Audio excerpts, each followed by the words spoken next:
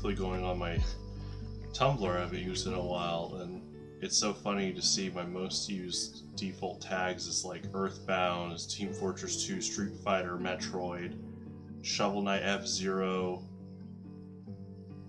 Lewis. I'm trying to think what Lewis is. Not the guy from Left 4 Dead 2. That's funny. Oh, it's Lewis from the Mystery Skulls stuff. That's awesome. That's a cool archive. And Mega Man. Nice.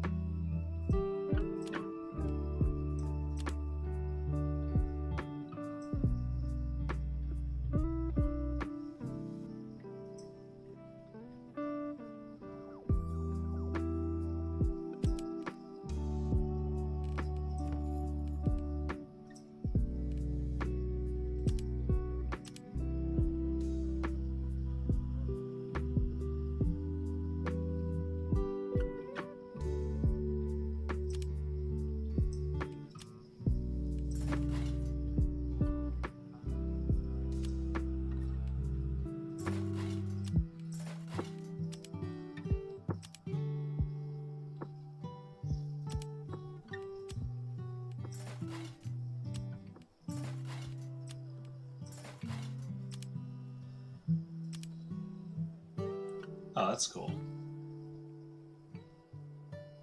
So he just... Wait, does he just wear that like the Game Boy? Okay, yeah, that's great.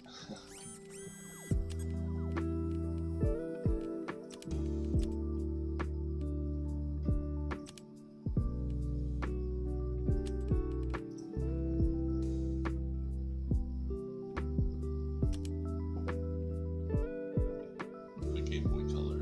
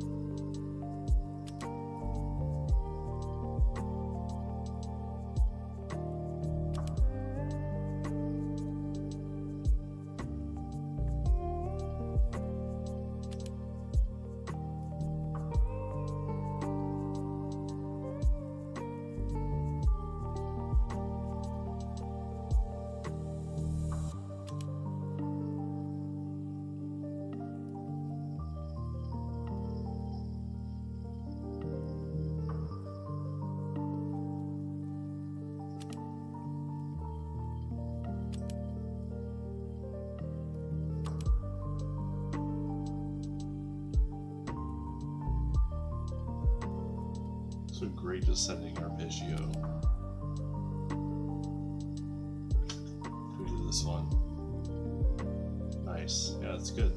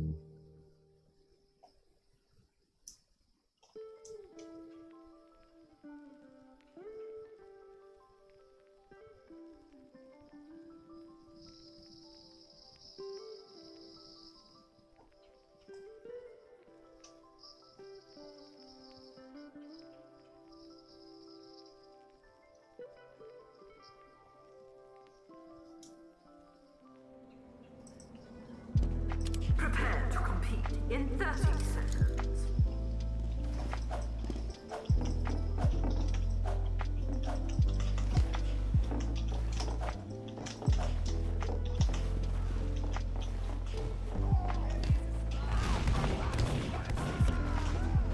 Prepare to compete in 10 seconds. 5, 4, 3, 2, 1.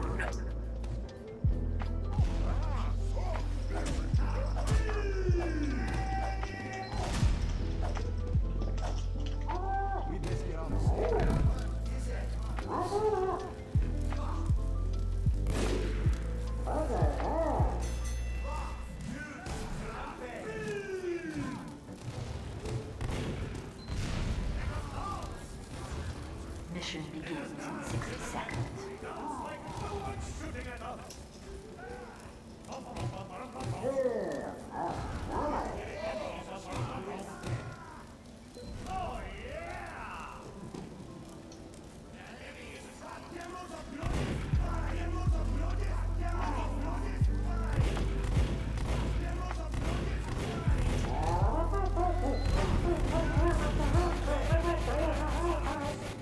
Mission begins in 30 seconds.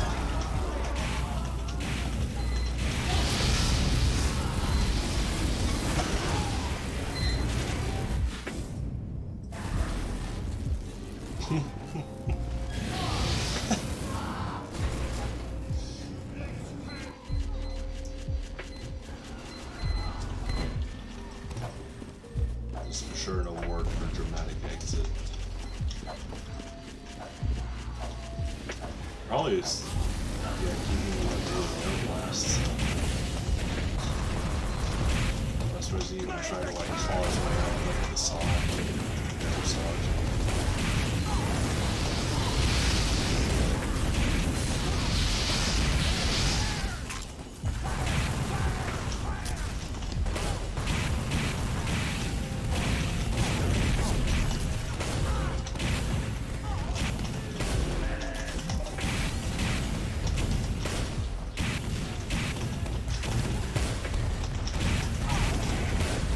What is up?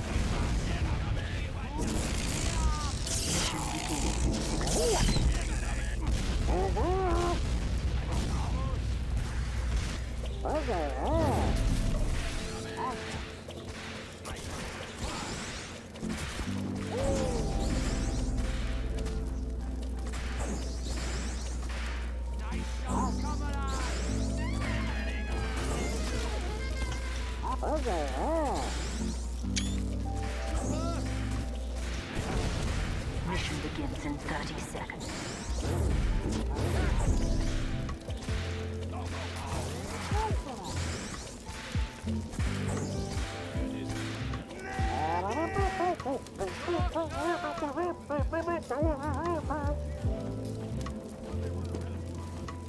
Mission begins in 10 seconds. 5, 4, 3, 2, 1. Defend our cause.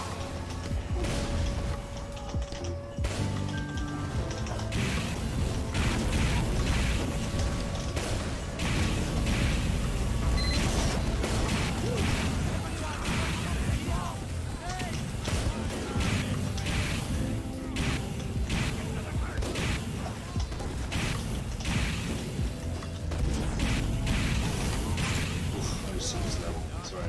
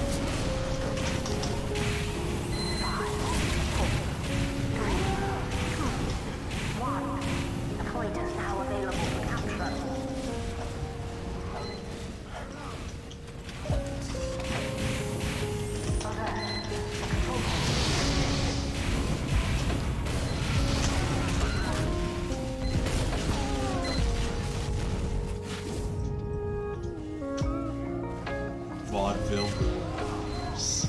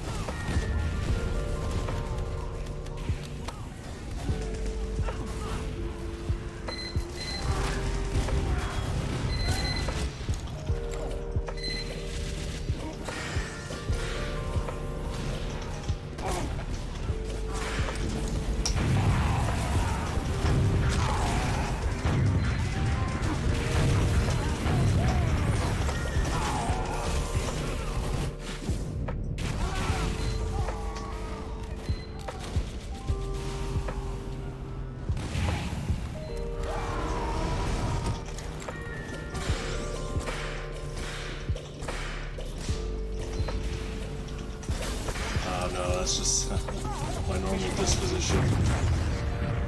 You know, when I started playing poker in person in college, one of the guys that I didn't know yet, but he knew my roommates, he said a similar thing. He's like, I can't get a read on Pete. And ended up helping in that poker game. I do think Poker Face is a really good asset to have in PvP in general. Not just in games, but in life itself.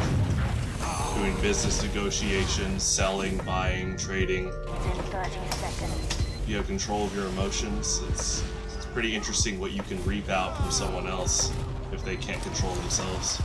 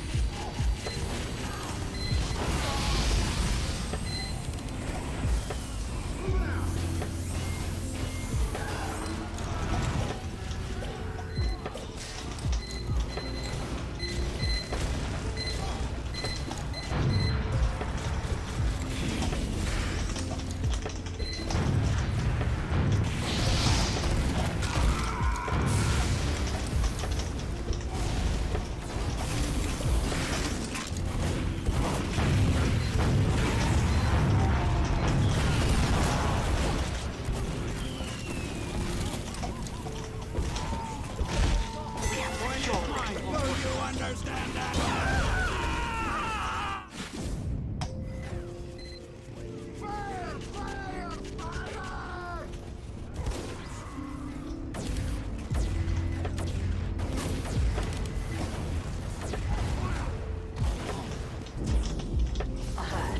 Our control point is being captured.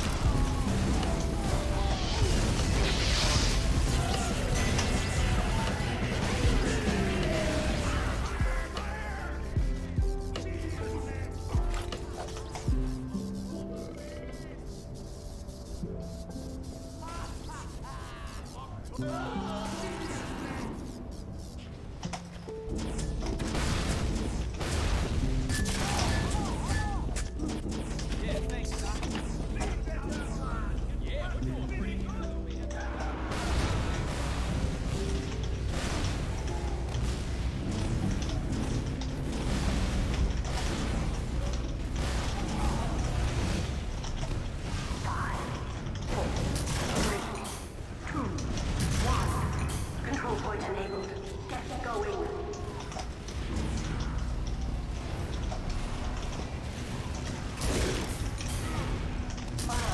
The control point has been captured.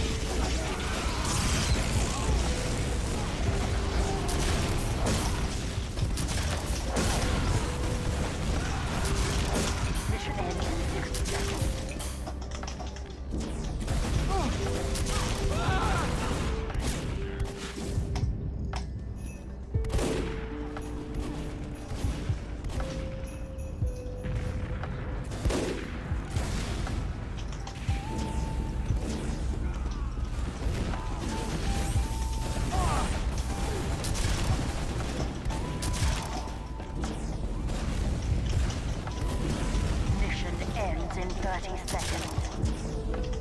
Incoming.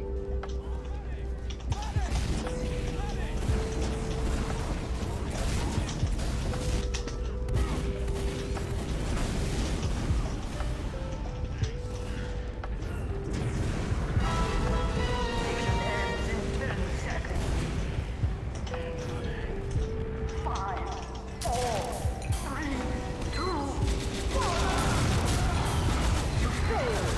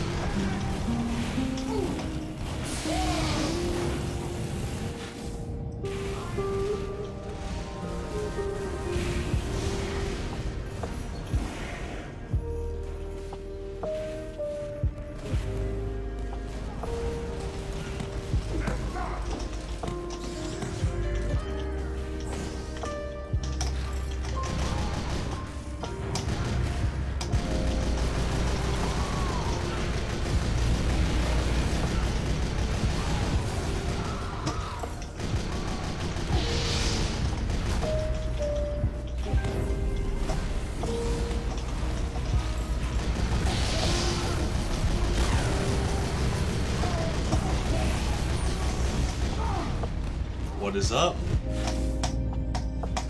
How's it going?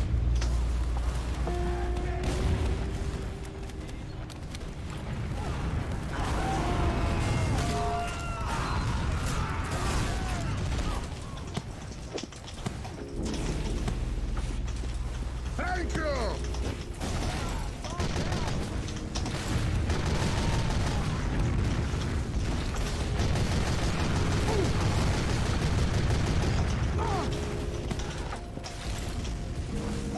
Okay. I'm glad you're doing okay. Make sure you get yourself a nice drink tonight. I think you'll be better than okay.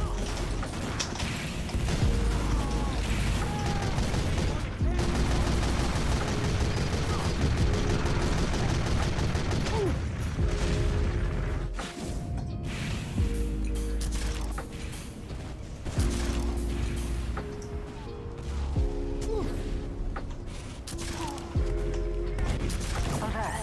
The control point is being contested.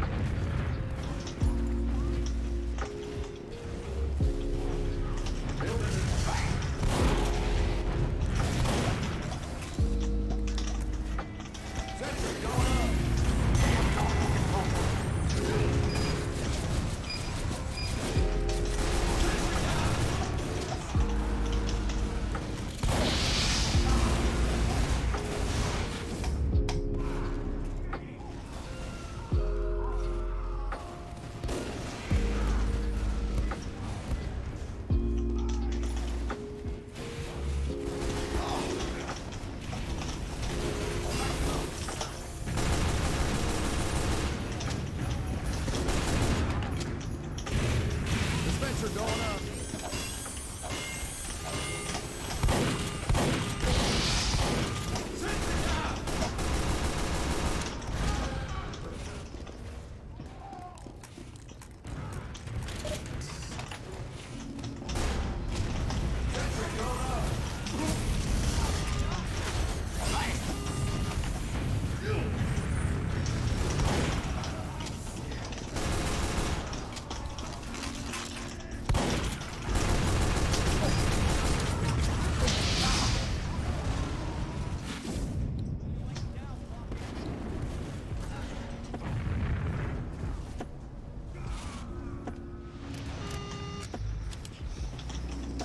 I'm doing pretty good. I had a pretty good week.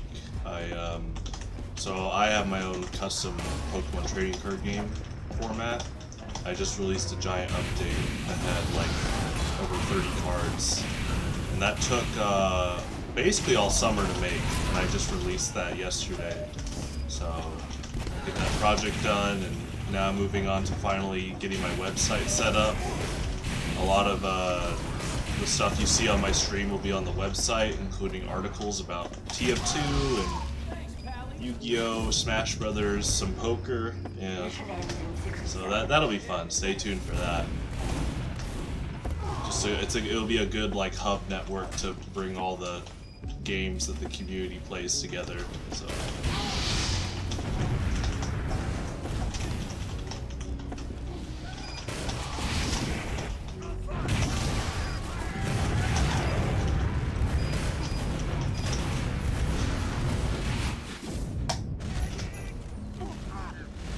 Mission ends in 30 seconds. Yeah, it does. I mean, it's basically the modern equivalent of running a business. The website is like the building you're gonna own. You're gonna have to put some upfront costs into it, but it's a risk worth taking. So yeah, I'll have to pay for it up front, which is fine. This is what I want to do. I already write content, like blog content. That was my last job. And then I also compose music for different clients. So I'm bringing that along with my esports stuff together, all on one website. So should be pretty fun.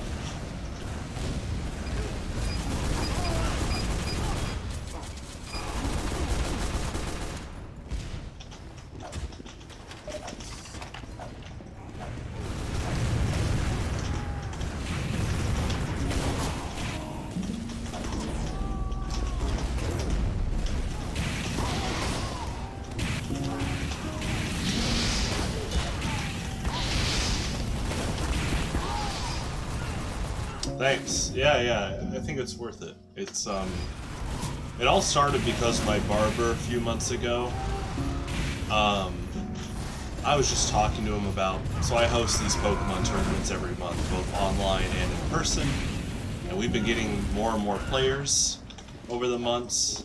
So I've been talking to him about it, and then I talked to him how I also write blogs and stuff, and, you know, compose music, and he was just like, oh, you could run your own business, you know, with all the people you bring together and stuff. I was like, yeah, people, I mean, you know, you look at the Discord server and people like to host, people like to play games and stuff, TF2, Pokemon, all that. So I looked into vacant buildings. I'm in the Kansas City area, so I looked around vacant buildings in Kansas City. You know, after COVID, there are a lot of businesses that went down, and there's a lot of vacant lots. Turns out that the net return is not worth it for an in-person store, like a card shop or a game store. And then my initial customer base, turns out, was not going to be as promising as it looked right now. That's like an external thing. That's not really within our community.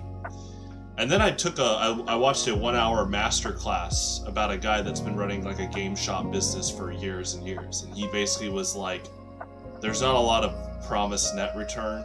And so if I'm looking into like a business, like I basically, because I apply for salary jobs a lot. I have been ever since my last job. Right now I make money off of commission work. Like I have a project due later this month where someone wants me to write music for their YouTube video.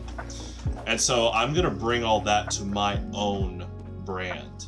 And so when people find that brand, if they want music services or blog writing, they'll find it there. But also, you know, like tonight I'm playing TF2. I compete in TF2. I just like to write about TF2. Like I could write an article about why playing Bodyguard Pyro is so important. Like I'm gonna do it this match. I'm gonna try to protect our medics, and I would write an article about that just because I want to. And people have told me they look for my advice and stuff like that. I was like, well, you know what? Here, I'll post it on a universal website if you want to look up information. Like when I play poker every Wednesday, you know, I like to talk to my audience about poker tells and getting better at a game like poker. I would talk about that. So. But yeah, that's the plan. I'm gonna launch the website soon. I'll have it in the video descriptions after that. So, and then we'll keep pushing some TF2 stuff. Like I'm gonna eventually get my own server, and then we'll have some like fun maps on TF2. I'm gonna look into custom maps like for Mario or Star Fox and stuff. It should be a lot of fun.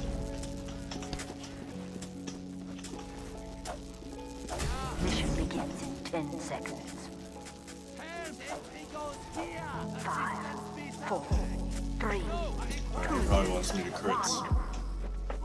Defend our cause.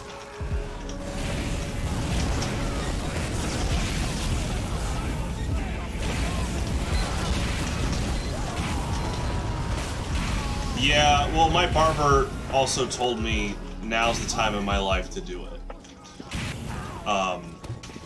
Thank you. Yeah.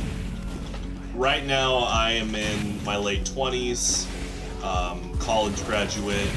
You know, I've done a few jobs, and he was like, "Hey, in the future, if I would to be married and have kids, it'd be a lot harder to do this. But right now is like the perfect time of my life to try it." And I was like, "Yeah, this is one of those things."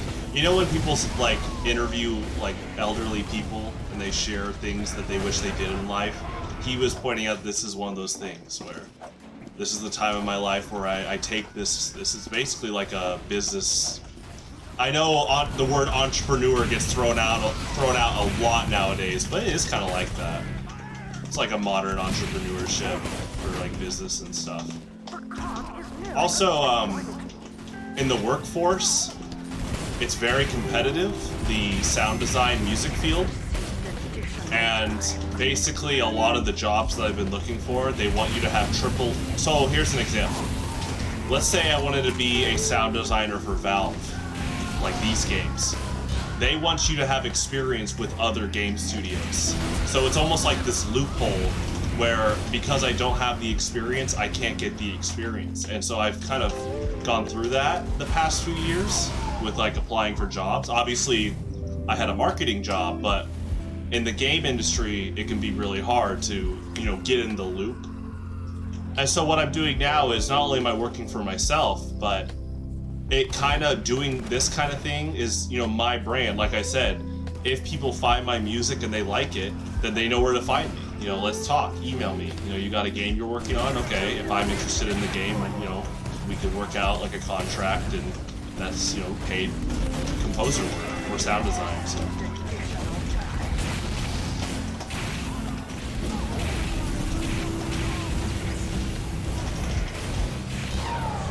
The Smart Soldier play. No, well, Valve has been my dream job for years. That'd be awesome. Actually, Valve is the reason I got my degree in sound design, is because their sound design position requires you to get a bachelor's degree in it. That'd be awesome. If I could do music and sound for Valve games, that'd be great. But yeah, they have pretty strict, even when you have a degree, you still need that experience, you need the connections. I mean, down the road, I would still love to apply for Valve. But right now, yeah, I'm gonna definitely focus on my website, my brand. I mean, we already as a community play games like every day. We're playing Pokemon, Street Fighter, Smash Brothers, TF2. So I'm gonna make a website to bring that all together. It'll be a lot easier for you guys to access things.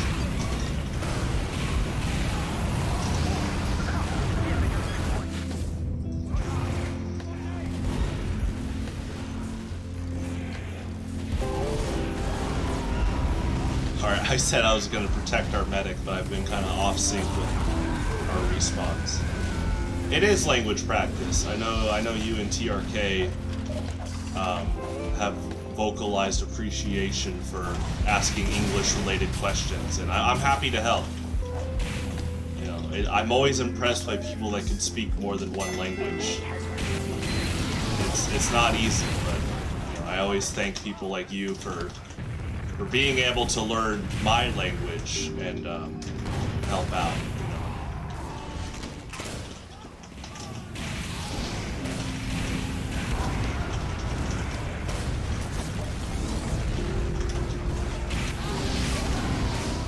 I always try to remind Americans how lucky we are that the English language continues to grow in usage, and that we should be very appreciative of that. It might not be that case, you know, in a different timeline.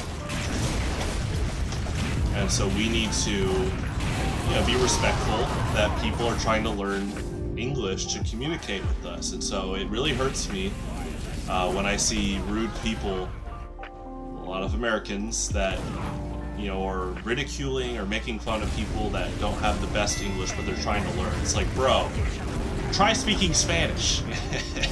You'd struggle, and then they would tear you apart. They'd rapid fire make fun of you, you know? What is up? Welcome. Talking about speaking multiple languages. Yeah, this soldier's doing the good mix-up game. He knows I want to reflect. That's good. That's good.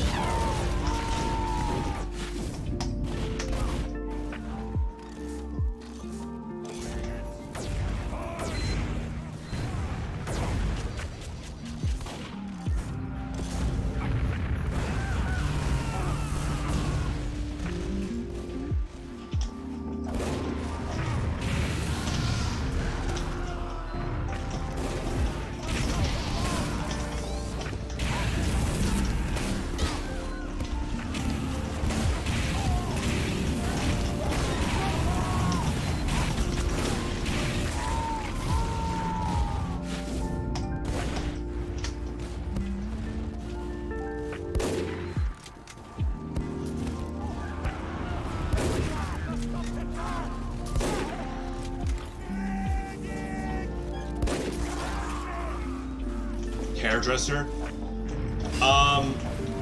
Usually like women will still use hairdresser. For men, we say like barber. Hairdresser is more like what women say. Like they'll go, like women will say, I'm going to the salon. Or they might say, I'm going to a hairdresser. Or for acting, you would have a hairdresser.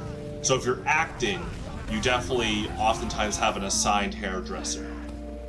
So in the world of acting, it's used a lot. But in terms of like everyday life, I'll say I'm going to the barber. Some people say I'm going to a hairstylist, you know.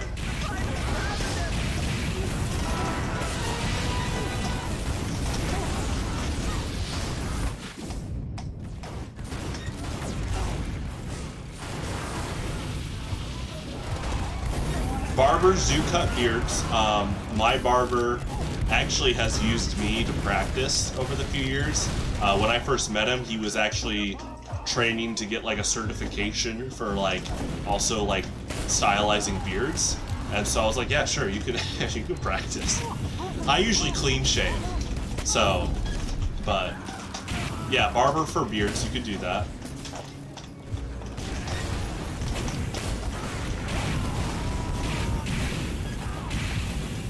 I mean, in fact, it's ideal to be a stylist for beards as well if your demographic has men. Because, you know, a common thing is that a lot of men, their hair starts to thin or they start to go bald when they get older. Don't be scared about that, by the way. It's just a part of the human genome, and so usually when men start to go bald, they might want to like deck out their beard more, and it's important to find someone that either wants to help you out or you learn how to do it yourself, you know.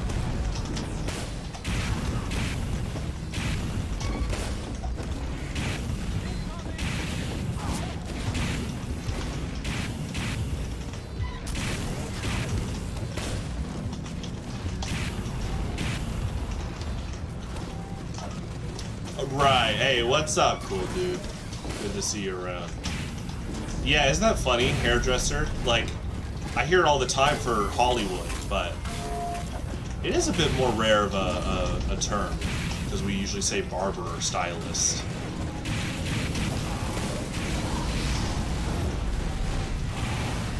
You know what's funny is English, like a lot of languages have multiple words of the same meaning. It's just that, for me, when I learned French, it was in a classroom.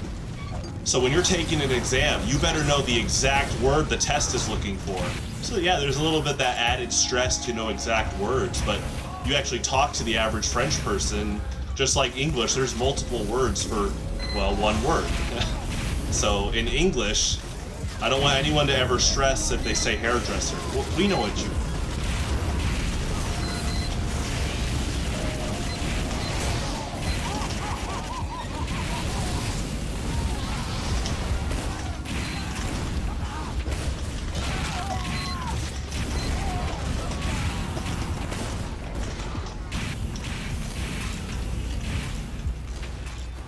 Okay.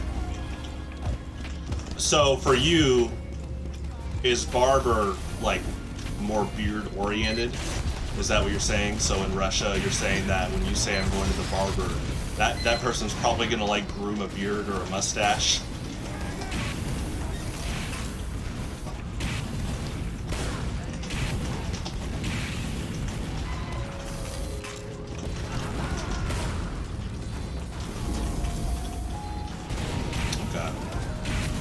Yeah, that makes sense.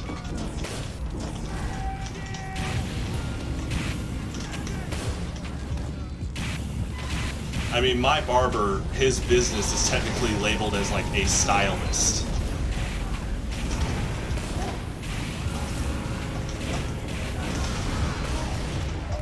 But he doesn't mind if I call him like my barber.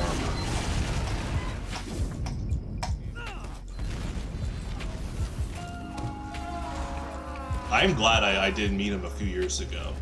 I wasn't very like specific with my haircut over the years. I was just like, just make it short.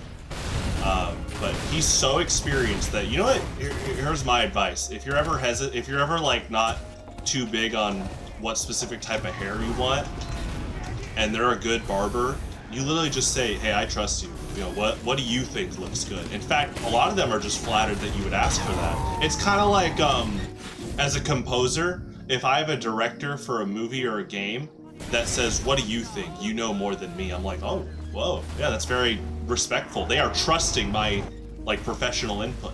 So.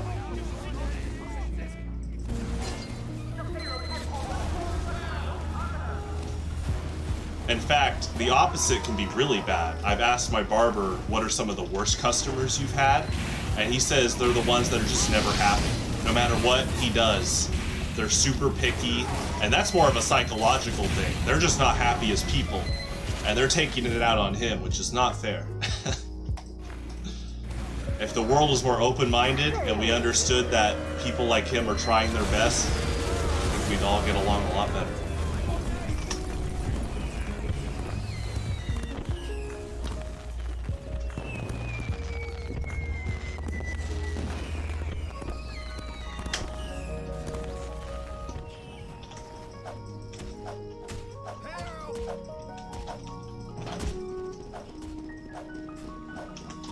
Mission begins in 60 seconds.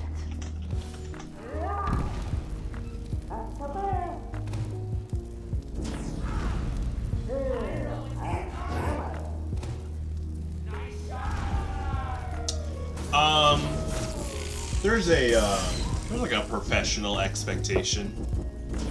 I mean, most occupations in the United States, like, so I don't know if you know, I don't know if they say this in Russia, but we have a term called like blue collar and white collar work. And it's more of a definition of like blue collar is like a lot of the hands-on work, like a plumber or like a construction worker, and then white collar is usually like an office job. And there is a kind of just a unsaid professional expectation for white collar work that you should be pretty clean. Yeah, you should dress yourself pretty nicely. That includes hygiene. In fact, actually, I mean, let's be honest. When you were in school, if someone next to you smelled bad, that's already like pretty bad. You know, I do consider that rude. Sometimes people forget. There are the rare occurrences where someone, you know, when people, what do they call it, the smell fee, they're like, they don't do that, and they don't realize they smell bad. So you can give those people a pass, but if they're consistently smelling bad, that's just rude. And so there is this common expectation to kind of be pretty well groomed. And I'm not saying you have to have short hair, not at all. You can have long hair, just as long as you present yourself well, like, at least smell decent. You know, deodorant's not that expensive. I go to these card game tournaments, and sadly the jokes are true. Pokemon, Yu-Gi-Oh! Magic, there's a lot of bad smelling players.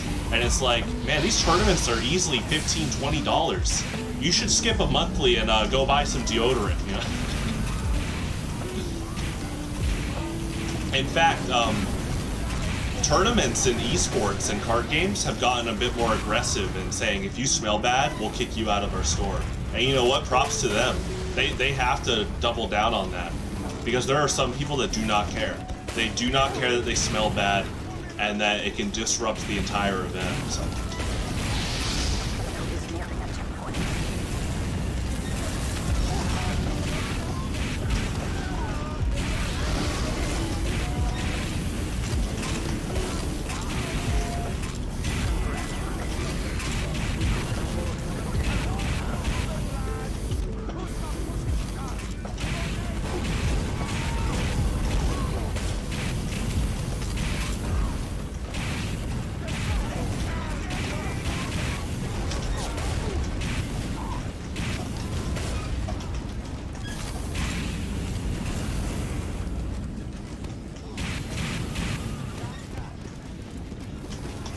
So if you're wondering why I do this, just kind of like, it looks like random, like, sprays of fire. I'm spy checking. I actually just played a competitive pick-me-up game before the stream, and it's just very important that you do this, because you see this medic here, you know, the Uber just swings games easily. And so being able to protect your medic from, like, spies and soldiers, it's very important. So I died, and our medic's still alive. Let's check on him. Ooh. Okay, our medic's really good at hiding. Oh my gosh. Okay, we gotta look at the top right. What happened? Okay, he's still alive. Holy crap. Oh my gosh. Oh, okay, he's dead. That was nuts. That was a cliffhanger. Be good hold.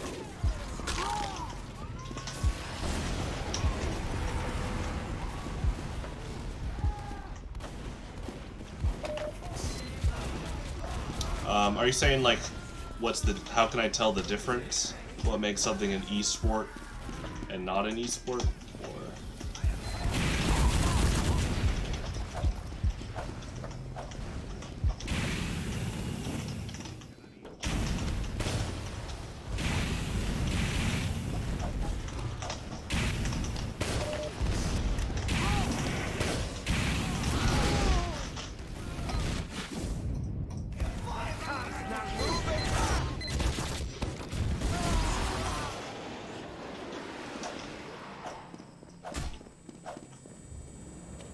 Oh, like the events?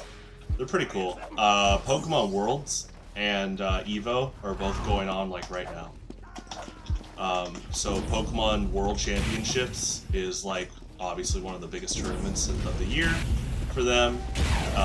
Lots of tables, a lot of people. And they're all there for the common interests of playing Pokemon and just loving the game. The series, it's really cool, it's really fun. Ever since 2010, I went to Pokemon Internationals every year, obviously until COVID dropped, and then I went last year, but this was my first year I didn't go. A lot of fun. Even when you don't play, there's a lot of stuff to do. Like I said, it's just like a giant convention filled with people that share a common interest.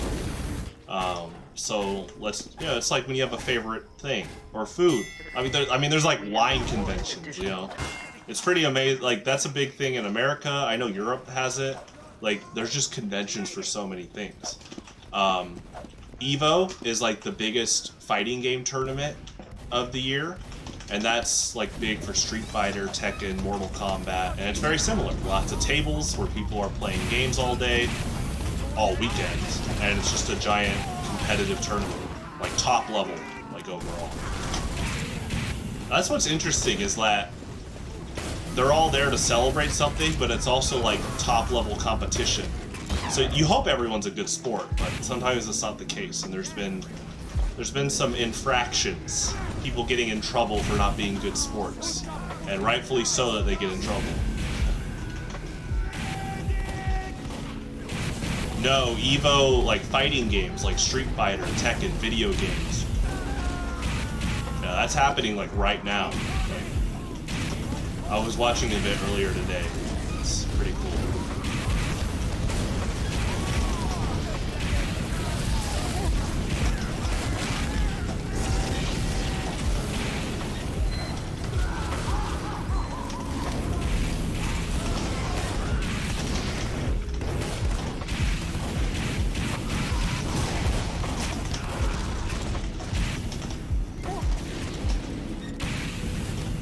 Yeah, that's the funny part is it's called esports, so it's very close to being called sports. What's interesting is poker is considered a sport. So people are wondering, you know, trading card games, do you just call them a sport now or an esport? It's kind of on the fine line.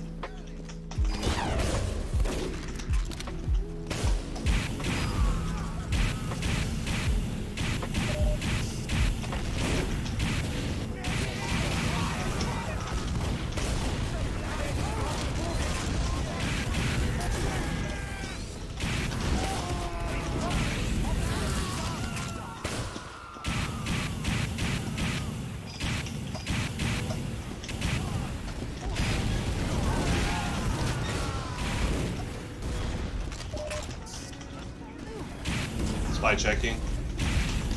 it's like one of the most productive things to do when we're not completely waiting, but we're kind of waiting for a big push. Like, look at the medic here. He's got 75% uber charge. So I gotta do my best to protect him, and then we can do a big push. So the most productive thing I can do right now is spread fire to catch any spies. Because spy is one of the top classes that can just kill a medic ASAP. So we have Uber now. I'm just gonna go in. Yeah, nice, good push.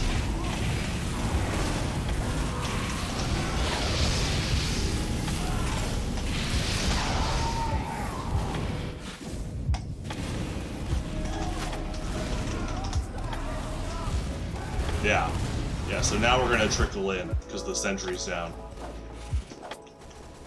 That's basically one of the go-to plans in competitive TF2. As a pyro player, you're trying to protect your medic and the combo is basically any of the pockets that the medic is healing. Yeah, medic is like, if TF2 was chess, medic would be the queen. The king would be the objective, but like, when you lose a queen in chess, it can be pretty big, and so that's the equivalent in TF2. So it's my job to protect our queen chess piece, because the queen is just so strong and can make such a difference in the game. For things like an uber push or just healing our teammates in general. So that's why you're seeing me, like right now, we're establishing our base. We move forward, like right there. He tried to dive our medic. I gotta stay alert all the time for stuff like that. Because if he would have killed our medic, we would have lost 85% progress on an Uber. And in TF2, if a player has a choice to kill any class out of one, they often go for the medic. So it's important to protect him. The thing is that, you know, Pyro is a very fun class, and so some players want to keep like running forward and holding like the flamethrower down, which is fine. There are a lot of times where that creates space, but sometimes those pyros leave their medics hanging, and then the medic dies. You gotta, TF2 is the big picture. You know, there are players that just want kills, which, you know, play TF2 is, you want to play it, you know, do your best, have fun. But when you start playing TF2 for the objective, and you're willing to sacrifice your life for the sake of like the team or the objective, it's crazy how much better you can get pretty fast. So if they pop an Uber, there are a ton of times I'm willing to sacrifice my own life to like stall it out with an air blast. Multiple air blasts. So right now, again, we're building. The sniper killed one of our pyros, so I have to be careful keeping my head out. And our medic seems pretty competent. He kind of knows that if he peeks his head out, he might get sniped. So he's playing pretty safe here, which is good. Okay, so the pyro made it through our flank, which is right here. But now that we're all focused in the back, they're trying to bleed through the front. There's the spy. See? He got our demo man. We have Uber. We gotta be careful. I think medic wants me to charge. It's up to him. There's stickies, so... I think we're waiting for the stickies to... I'm winning. Yeah, I used to play a decent amount of chess as a kid. I kind of stopped playing when I got older, but I'm glad I learned the game, because chess is relative to so many competitive games. I mean, like this game, you know, I just called medic the queen chess piece, and it's true. You have to be able to recognize when to sacrifice your own pieces for the objective of the game. But chess is cool. You know what I like about chess? Is it's just a universal competitive game. And those big worldwide chess tournaments, you know, people don't even speak the same language, but they can communicate through the board. I think that's really cool.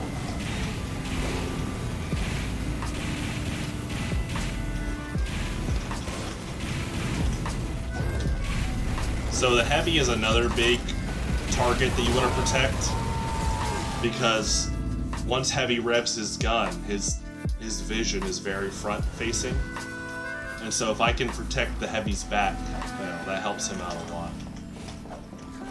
In competitive 9v9, where there's only one of each class, the combo is the medic, the heavy, the demo man, and the pyro. So these two guys and a medic, we would make a competitive combo. Just these very powerful, bulky HP classes that can just deal a ton of damage. And the pyro helps protect all of them from spies, snipers, scouts. Now snipers usually want a flare gun if you want to shoo them off. If you don't have a flare gun, it can be harder to do. Sometimes it's up to our own scout, soldier, or spy, or sniper to get their sniper.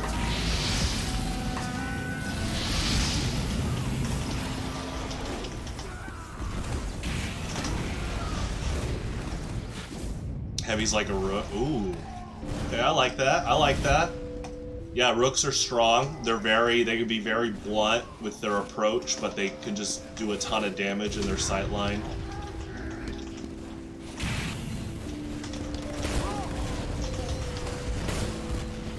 Heavy, I just saw a joke the other day, it was pretty good, where it was just like, basically they were saying, oh, you think medic's the most targeted class, and it's like, and it just says heavy, and he's already dead, because heavy is like the #1 class that demands attention. I mean, he's loud, he does a ton of damage, and if a team doesn't focus on him, he'll just decimate them. So I recognize how important that is, and I need to protect him as well, because he's going to be sponging a lot of damage.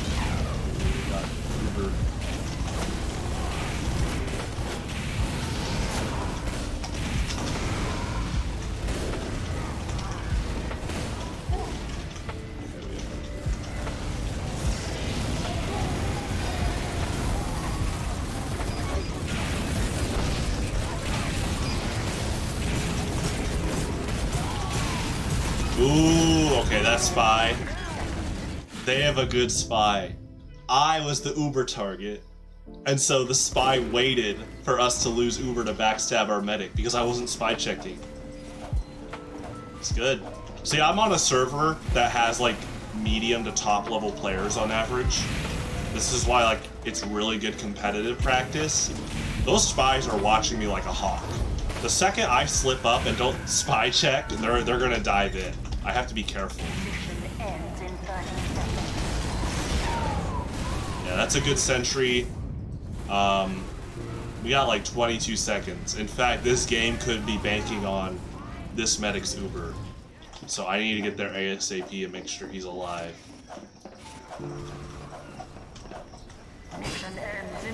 Alright. I think we're just going to go in.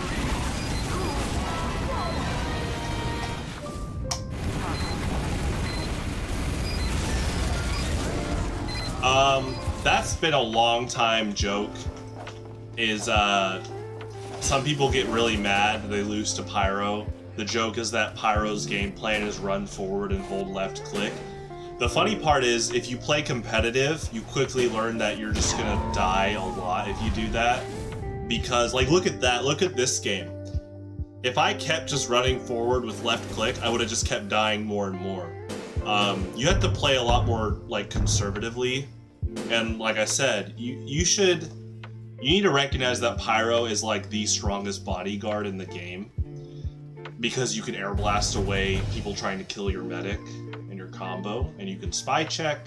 There's a lot of things to Pyro that I think newer players don't recognize, and also some of the players don't want to play like that. They, you know, when you tell them that Pyro is like the strongest bodyguard overall, they're like, nah, I just want to run forward and try to kill everyone. You won't play that way, you won't play that way. It's just that it's important to recognize you are sacrificing a lot of good strengths doing that over and over. On occasion, it's really good. Like if the medic Ubers me, yeah, I'm gonna run forward. And sometimes you sacrifice your life to create space. But yeah, once you start learning competitive, I mean, think about this. like 5 of the 9 classes have this, a shotgun. And so if a pyro keeps running towards you, that just makes the shotgun do more damage. It's like, bam, 2 shots, you're dead. Yeah. So when I play pyro, I gotta be careful about that, especially on servers like Uncletopia, where, like I said, the player base is just very experienced overall. So you can't just do this all the time and expect a bunch of kills. It's, you gotta stay on your toes.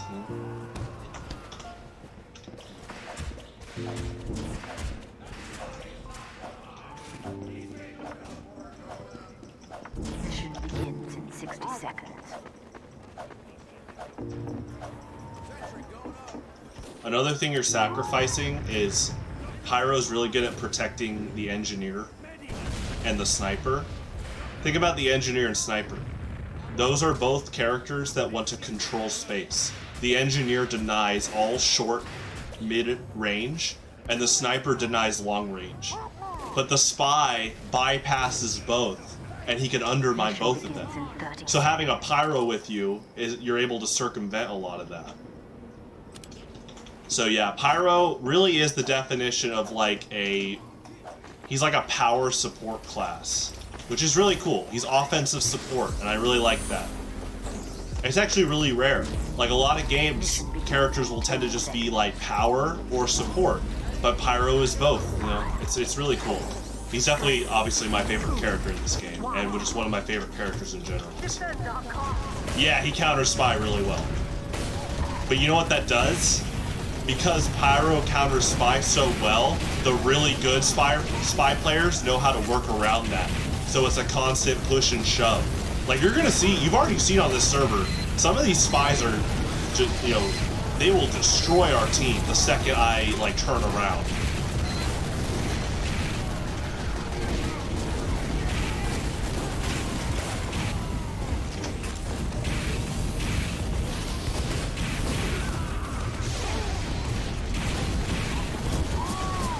So right there, yeah, I overextended.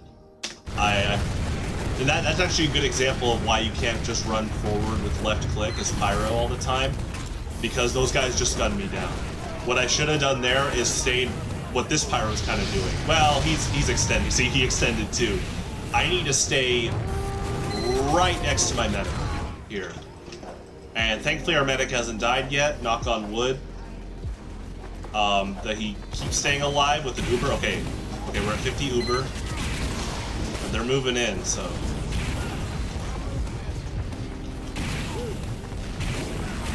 So this is a good spot for support pyro, because I can spy check for our sniper and our medic.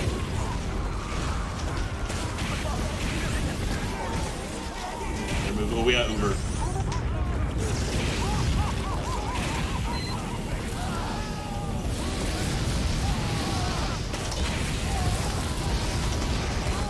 And I'm willing to sacrifice my life here because we just created space.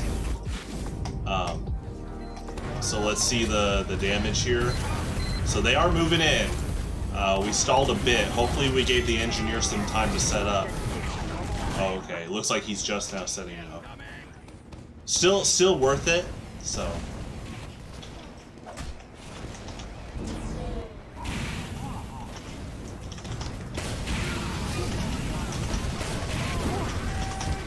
The flare gun is very good for peeling away snipers because fire makes them flinch and it makes it really hard for them to aim. They usually run to go find health when you do that, so that can save your medic and your combo a lot.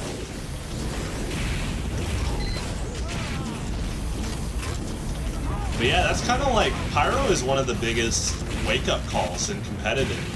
When people, I've seen on forums all the time, they're like, how do I play pyro effectively in competitive? And they just get a giant wake-up call that you don't just run forward and hold left click all the time. You need to really push your strengths in protecting your team. Like what we're doing right here, I'm protecting these guys. Our sentry, our combo, our engineer, they're all here.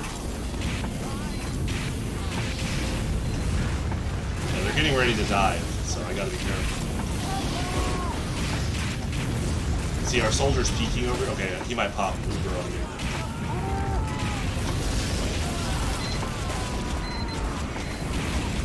But see, their pyro just denied our Uber.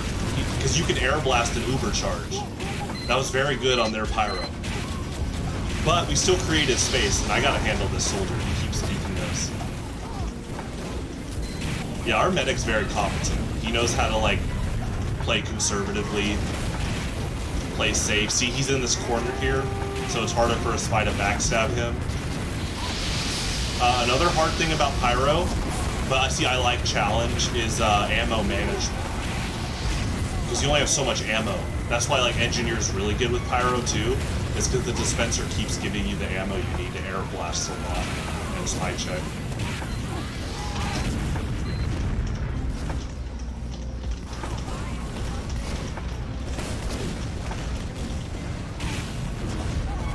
There, medic's at 90. Oh no! Oh no! He's almost got it! Yeah, he's got to, like, turbo click. Yeah, nice! Okay, but see, they got the pyro again. Yeah, that one pyro's actually fending us off pretty well.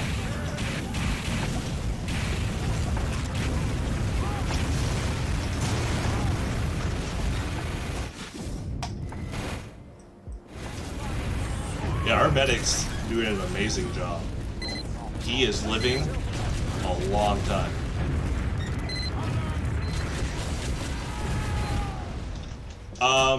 Okay, so elementary school. So in America, we have 3 different tiers of grade school, which is elementary, middle, and high school. Elementary school is the ages of 5 to 11. Middle school is like 11 to 14, and then high school is 14 to 18.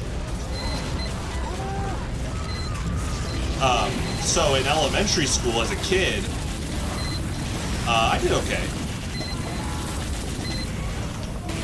In middle school, I did not do well. Overall, I actually had horrible grades. Middle school was... So in middle school, I don't know what it's like in Russia, but in America, middle school is where, I mean, that's where puberty's hitting and kids learn new words, including myself. Some of my good friends are surprised when I tell them that I got in trouble a decent amount in middle school. But then I quickly learned to not act like that the rest of my life. My grades were not that good in middle school, but then in high school, which is my late teens, adulthood, I actually made a deal with my father. My grades were so bad in middle school that I could only play video games on the weekends. And that's pretty, as a middle schooler, that's pretty grueling. Your friends are playing Smash Brothers and Mario Kart, and you can only play on Saturday and maybe Sunday. Oh, and so, high school, I made a deal with my dad on the first day of school. We drove home and I was like, hey Dad, if I get better grades, can I play video games whenever I want? He was like, yeah. And you know what? I maintained like a B average, which in America is considered good. The best is an A average, but I maintained a B average compared to like my D, C average. And all because my dad trusted me. And then I went to college after that, and I obviously got my bachelor's degree, I got a minor in programming, and I got my associate's degree. Which actually recently helps. You know, car insurance, if you get a bachelor's degree, some insurance programs, you save money. So there's my quick rundown of my educational experience. And you know what? There are people to this day that ask, what's the point of a general education? This right now. Me being able to talk to you guys about so many different subjects. We can talk about science, math, English, history. Do you know how important it is to maintain a professional conversation? Because you never know when you go to a convention and you meet a future business connection and let's say they liked their conversation with you. That could be a ton of work ahead of time. That could also just be a potential friend, you know. It's just very important to be just a well-rounded, competent person. Because college helps you develop critical thinking skills. And so those people, and you know what? A lot of those people that go to college and they're already complaining, saying, what's the point of taking English or history? I'm a business major. they tend to not make it. I mean, college in America overall has like a 50% fail rate. Easily. They get weeded out. They don't understand that you have to put in the work for critically thinking. And they also don't respect that if they become critical thinkers, it'll just help them for the rest of their lives. So.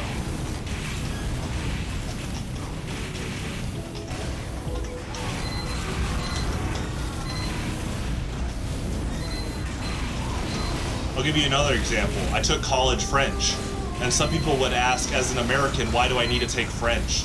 Well, it just happens that last year when I went to Pokemon Internationals, one of my opponents was from France. You know what happened?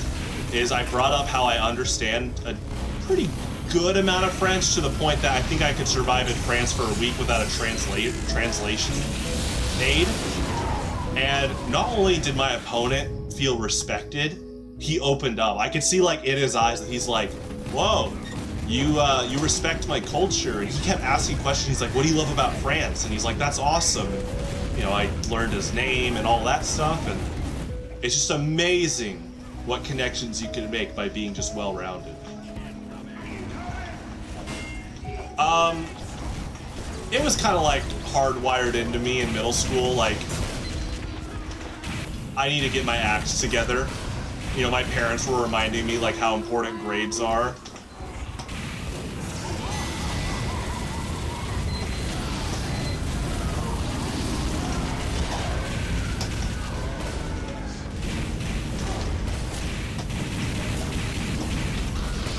See right there, that scout tried to kill our medic. I had to stay on top ASAP. Oh, and there's a spy right there. Yeah, our scout would have killed our medic if I didn't turn around like that. Like, most likely. Obviously, I want to credit our medic. He's pretty good at escaping, but... Yeah, that's another conversation. One of my friends that I met at my high school reunion last week, he was just telling me flat out, he barely graduated high school. And he is what's considered, like, we knew he was, like, basically, like, a genius. He works for Disney now, and he makes, like, roller coasters for Disney. But his grades were not good. And that's because he was, well, he'll tell you, he was kind of lazy with schoolwork. So yeah, it's true, grades don't define your intelligence, but you know what grades do? It is a process to weed people out that aren't disciplined. So here's an example. I stream every night at 6 p.m. with a few rare exceptions if I'm doing something that night. That's a form of discipline. And you know, this is kind of me establishing myself. I want to stream, I want to practice. I mean, this is me practicing. I love competitive TF2. So this is from me developing discipline skills. I'm like, okay, practice TF2, 6 o'clock, multiple times a week. If you're at a job, employers want to see the people that prove that they can discipline themselves, and grades are one of the best ways to show that. So it goes both ways. You can't just say, oh, you're an F student, you're dumb. No, but don't discredit the people that can maintain a good grade point average. That shows that they are putting the extra effort in to stay on top of what's important to them. And just what's important in general for like education and stuff. Okay. You know, as someone that doesn't speak English, that's great. I had C's in French, you know.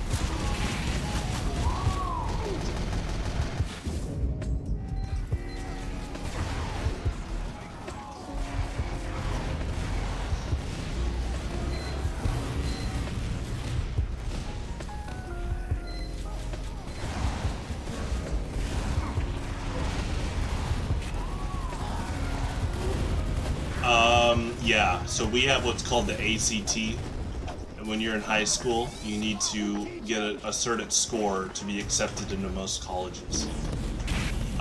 In community college, you can have a lower score, but it still needs to be pretty passable. In fact, in high school, we have classes dedicated to getting better at the ACT.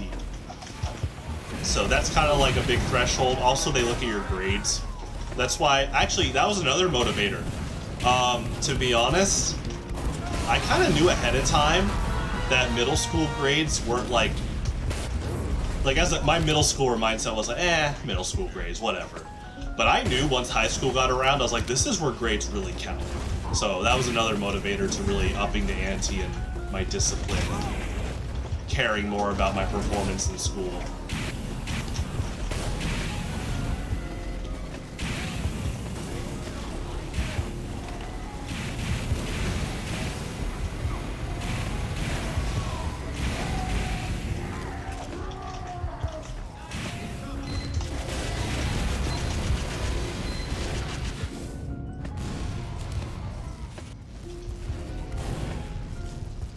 Our medic keeps getting out. Good job. I mean, we have 2 medics, but the one with the Christmas hat, his evasion skills are really good.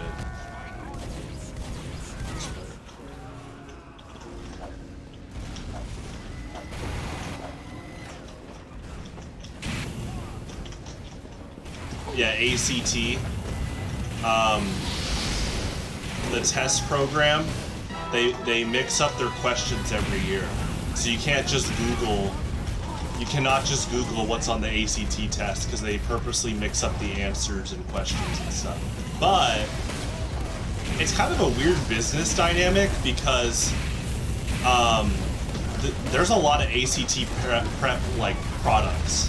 I have one in my closet right now. There's like these flashcards I have in high school that were made to help me prepare for the ACT.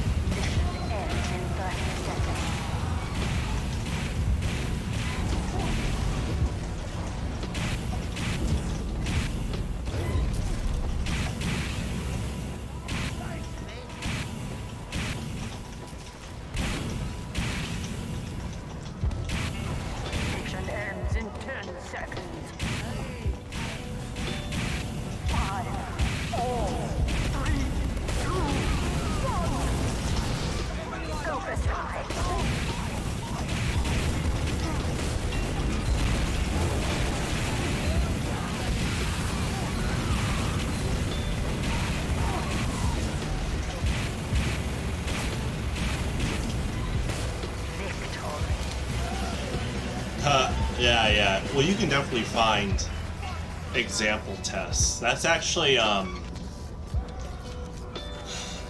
so growing up, I started grade school in the year 2000, which is like something that I don't think is as well documented as it should be, because I grew up in the age where we moved from VHS tapes to DVD to Blu-ray to internet videos, all in a short lifespan. And that includes in grade school, where we had those old CRT TVs and then the HD TVs later. That includes the internet.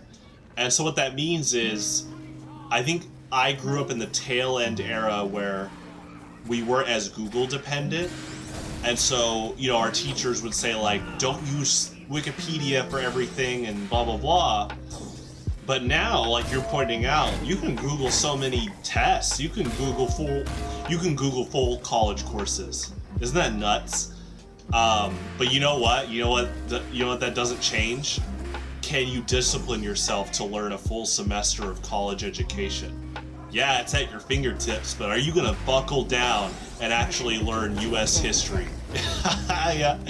So, listen. 5, 4, 3, 2, 1. But you know, some people actually like learning when they're not prompted to take a test. I mean, I'm sure you've watched a YouTube video in the past week that is actually educational, whether it's math or science or history, and then you're like, whoa, I'm learning? I went out of my way to watch a YouTube video that I could learn in school? Yeah.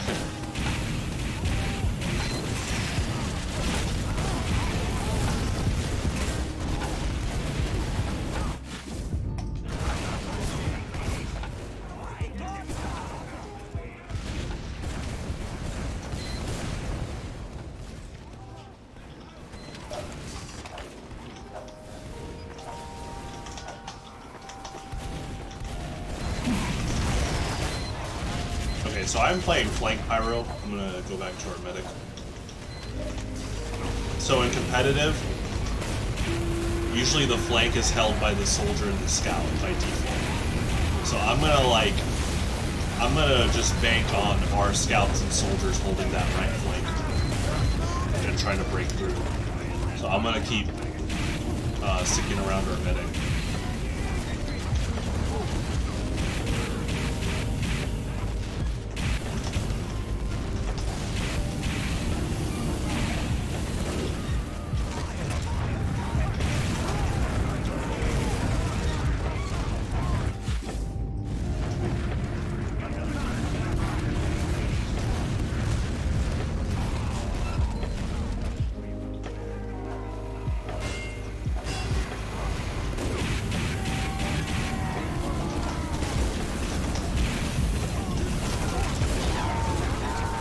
There's the spy. Oh, he went kind of ham.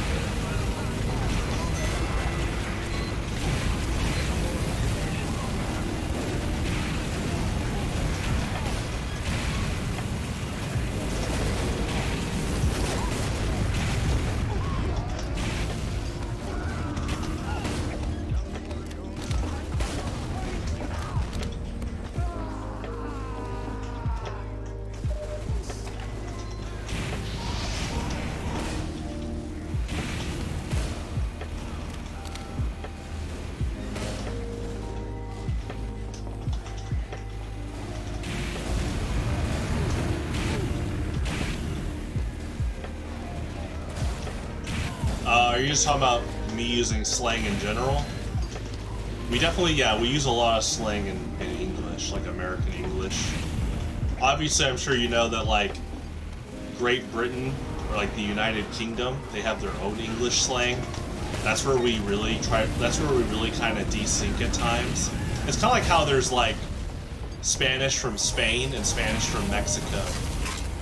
There's just certain cultural dialect differences in, like, our slang and the way we talk. Like, for example, in America, like, you look at the engineer here who's from Texas, he says stuff like giddy up and y'all. You don't really say that a lot in the United Kingdom. But in the United Kingdom, they call cookies biscuits. But to us, a biscuit is more like a scone. You know, American cookies is like, you know, with chocolate chips and stuff. So.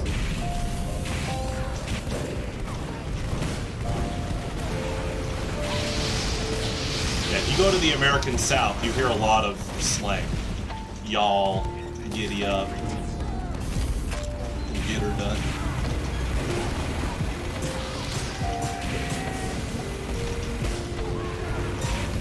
That is really cool about TF2 is the three Americans are all like in a different part of the country to where their accents are different and their dialects are a bit different. Because scouts from the Northeast, engineers from like the Southwest, and they don't technically share where soldiers from in America, but there was a voice actor who like watched Meet the Soldier, and she like she said that he sounds like he's from like the mid-north region of America, so like Wisconsin. She says he has like a Wisconsin accent, and I can see the soldier being from Wisconsin.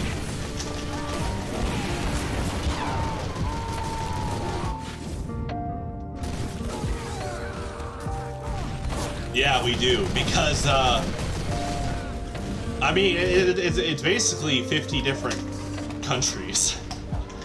You know, the United States, it's crazy how different Wisconsin is from Massachusetts. You know?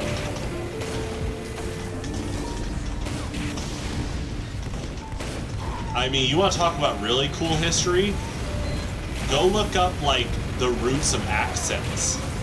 Because think about, like, how do we go from, like, you know, very, like, upper aristocratic English from our original settlers to, like, kind of gruff, down-to-earth American South accents? Pretty fast, too.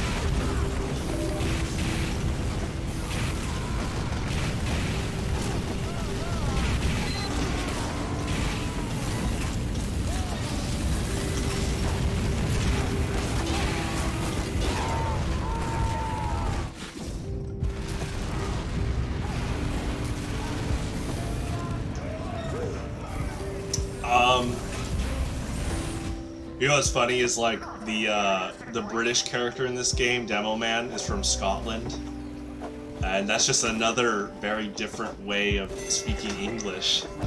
That's a good question. What do British people sound like to Americans? There's kind of a stereotype, like, people from England are known, like, in the stereotype to be like, you know, oh yes, you know, the fine arts, classical music. Would you like some tea? You know, it's funny because I live in the middle of the country, so I grew up being like, do I have an accent? You know, because you look at someone from New York or someone from Texas, and their accents are, you know, very drastic. You know, howdy y'all, you know, I'm walking here, yeah. But me, I'm like, do I have an accent? You know, my parents were like, yeah. And, you know, I technically have like a Midwestern, I can hear a little bit of like a Southern influence because I'm not in the South, I'm in the Midwest, but, you know, we border some states like Tennessee. You know, there could be a little bit of that Southern influence. You know what's really funny? I did a Metroid podcast early this year, and the two co-hosts I was with, one guy was from California and one guy was from New York. And you listen to all three of us, and we're all from the same country, but our dialect sounds a lot different. You can hear like the subtle differences in our dialects. Literally coast to coast for all three of us. It was actually pretty cool, so.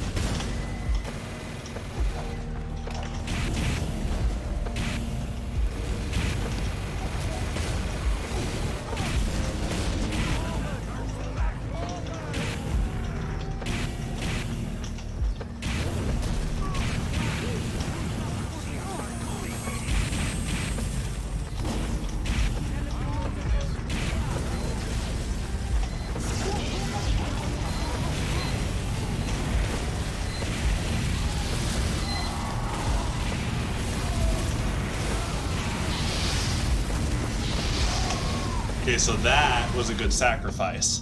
And you know what I loved there? Our spy coordinated with us, and he was able to sap that sentry. We were running out of Uber. That actually like saved us there.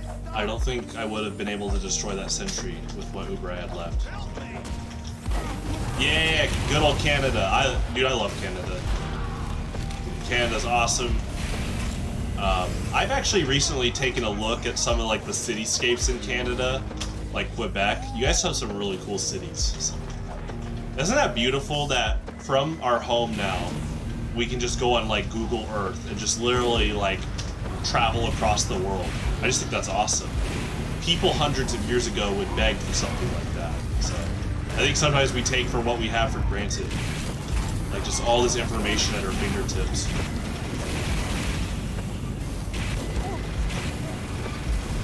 Virtual tours, thank you. Yeah, great thing to do. I mean, it takes me down memory lane. I will take virtual tours down, other states in the country that I've been to. And like childhood vacations and all that, you know.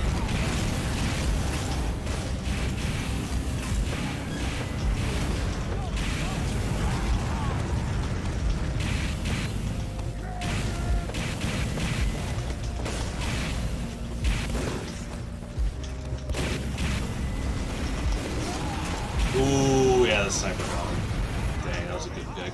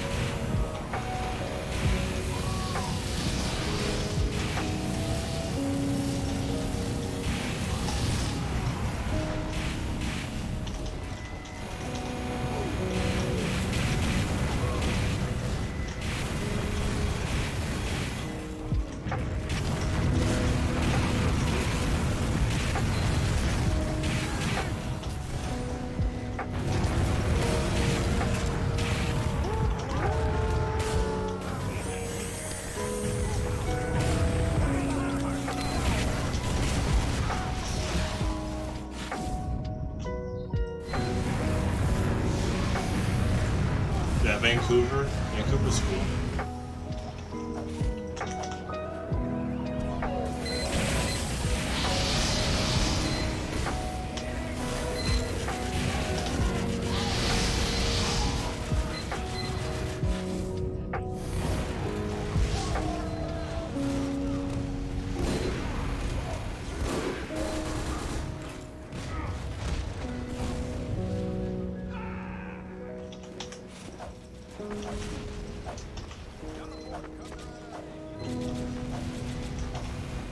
Yeah, Dungeon Master is like Eastern Russia, which is funny because that means that my country like literally bridges your two countries.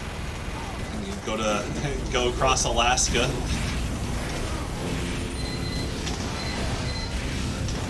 Which, Alaskan culture takes a lot of stuff from Eastern Russia and Northern Canada. And there's American culture too, you know?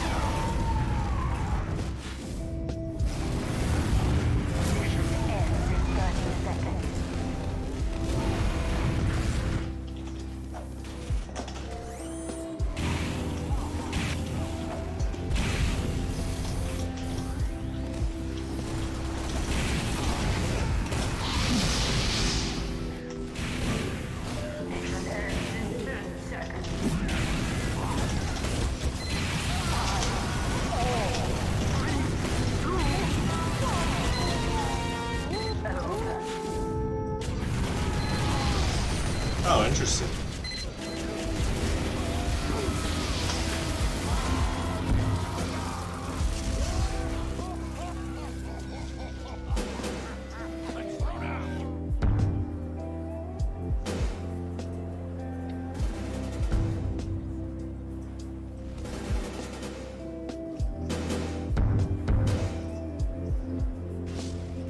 Yes, my friend.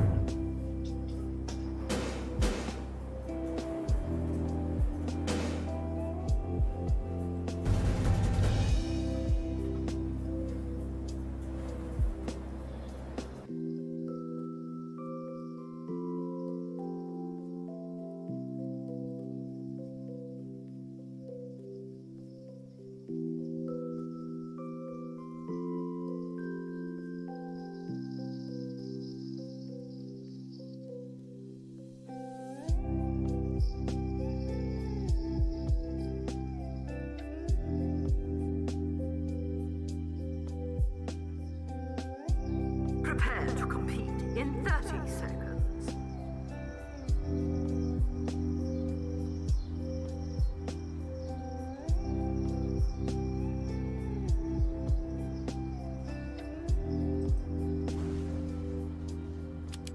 Get ready. 5, 4, 3, 2, 1.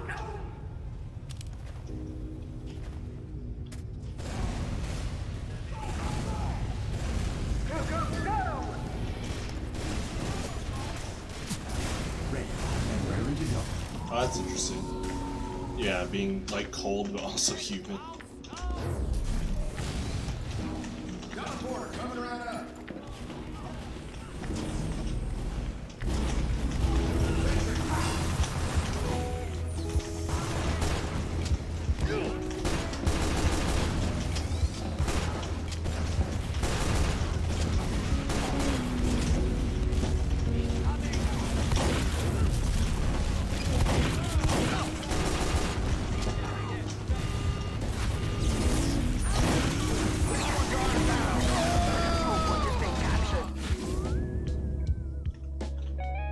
Yeah, that's nuts. I never thought about like humid and cold. I mean, I guess this is coming from a guy that lives in the middle of the US, which every day is a dice roll for weather. So we've had snow in May, so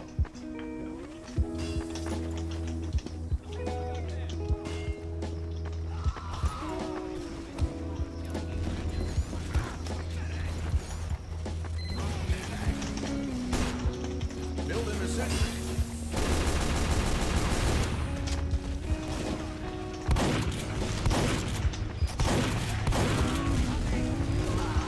Building the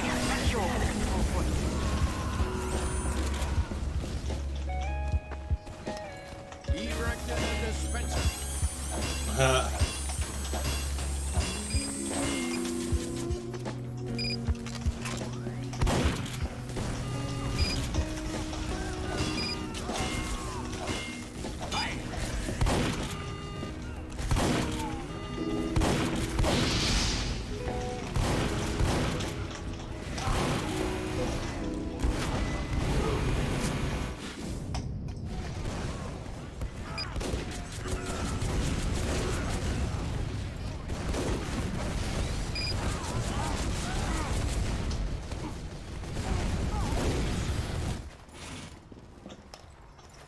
Teleporter coming right up.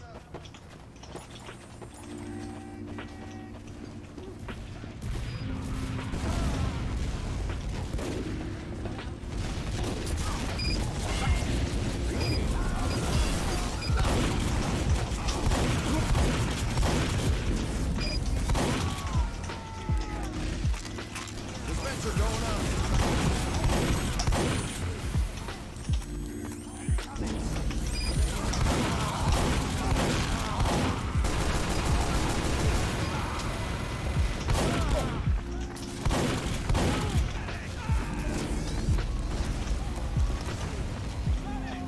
Teleport. Bang! Yeah, it's good to see you, man. You know, we're always in the Discord, so but it's good to see you on the stream. Have a great week.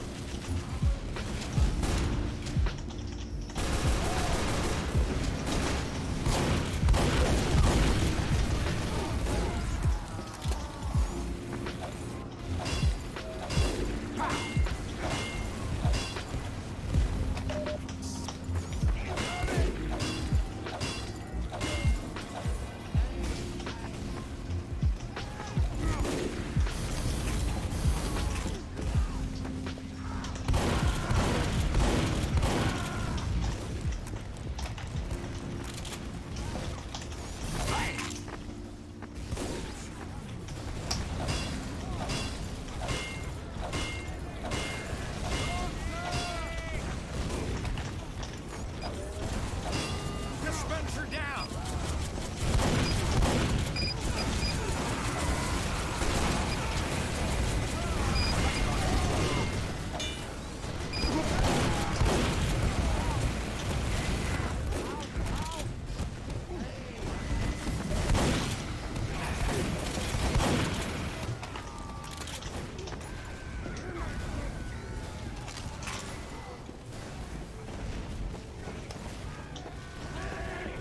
Erecting a dispenser.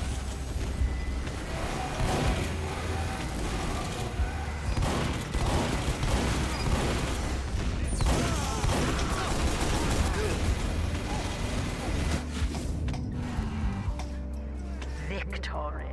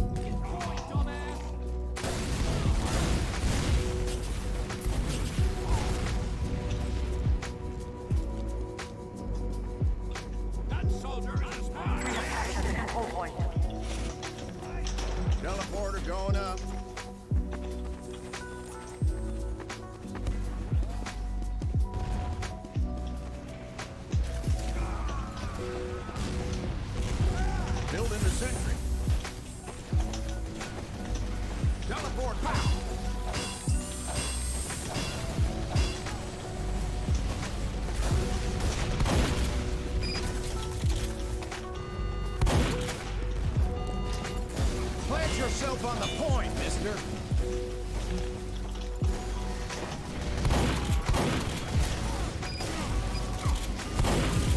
Teleporter down!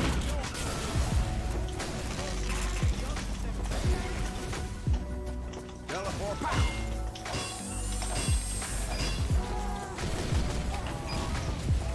Dispenser going up. Alert. The control point is being captured.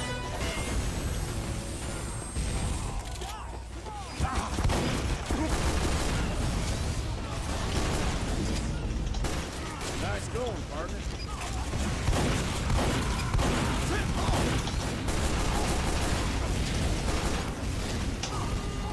Teleporter down!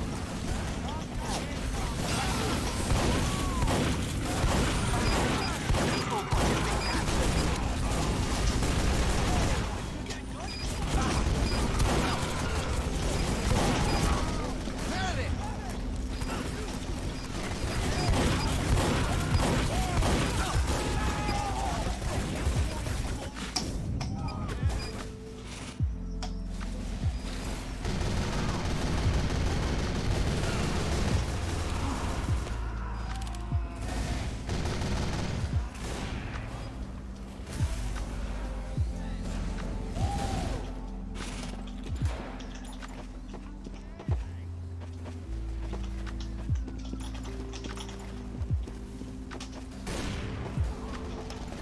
Teleporter coming right up.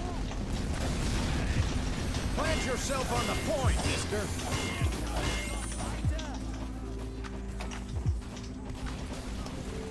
Erecting a dispenser.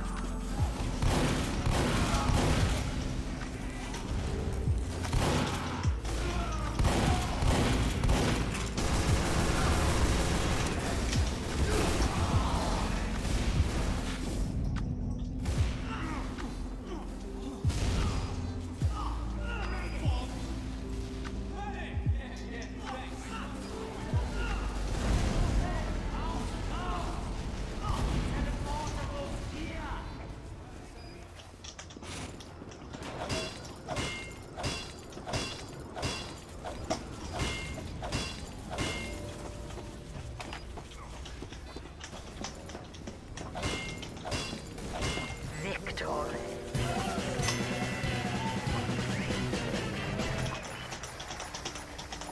Go, B-Cave IC Tech.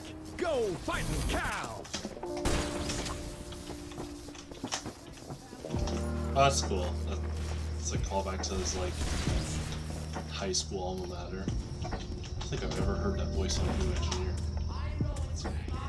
I wouldn't call that last game.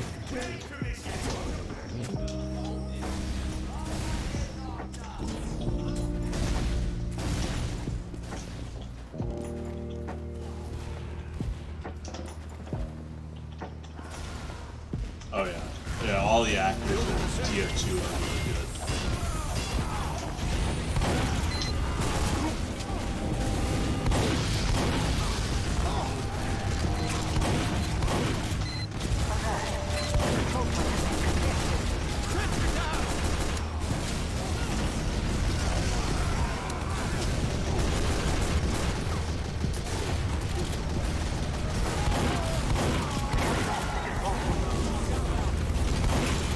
Sentry going up.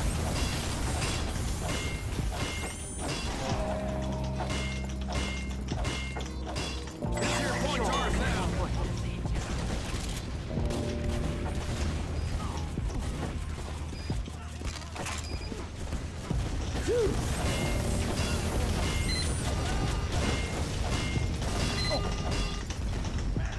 We have secured the control point. Alert. The control point is being captured. That there wasn't getting any lighter.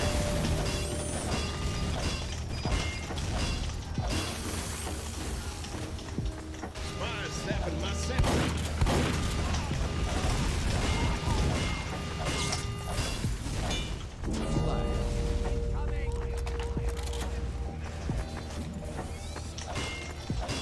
I'm moving this.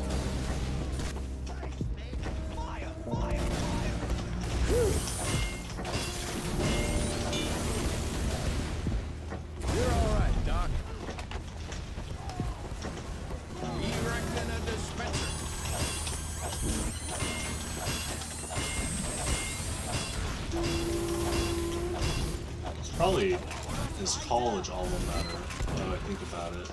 Because he said like IC Tech, some version of high school. I know engineer has like multiple degrees, so one of them could easily come from his hometown. Nice. Yep, I saw him disappear and jump, but good play.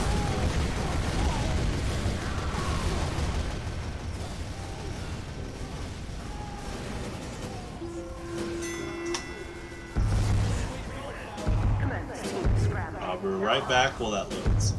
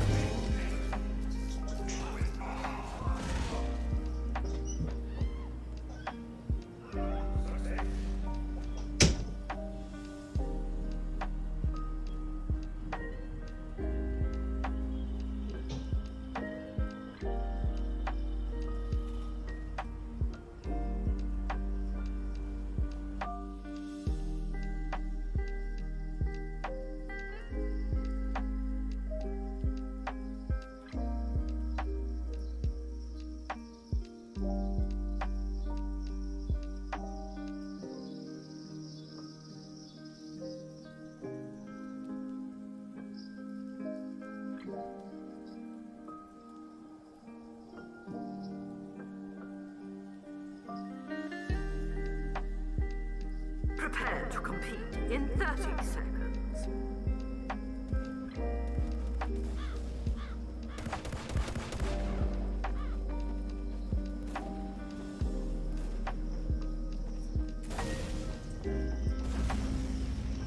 Get ready. 5, 4, 3, 2, 1. Mission begins in 60 seconds.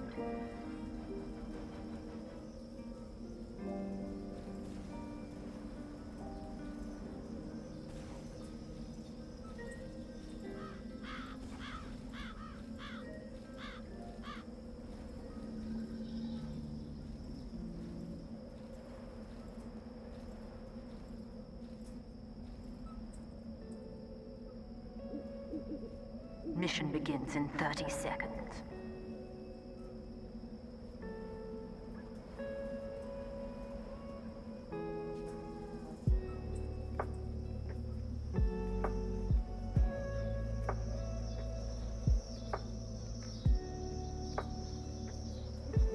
Mission begins in 10 seconds.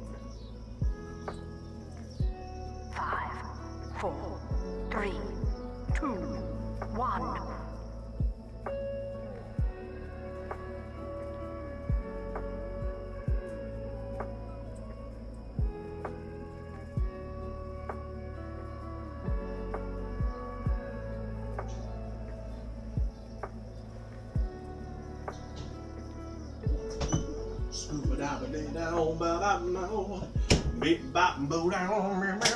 Alright, I'm back.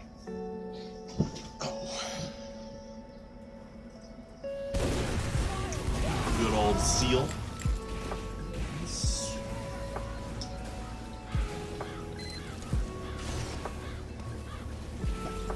Right? I love TF2 soundscape. And you combine that with lo-fi hip-hop and lo-fi hip-hop beats, it's like a match made in heaven.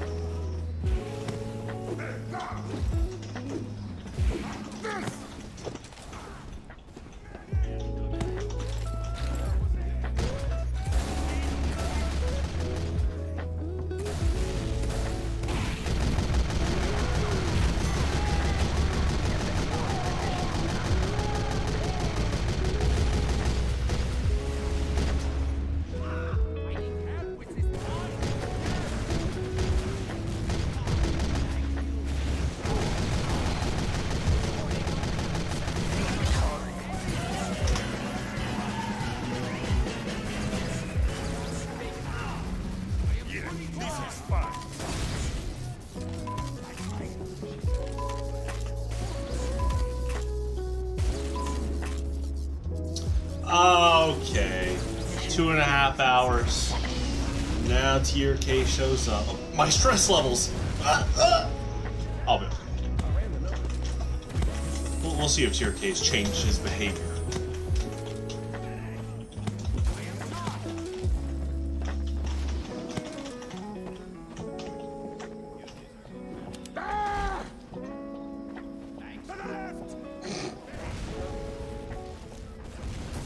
Mission begins in 30 seconds.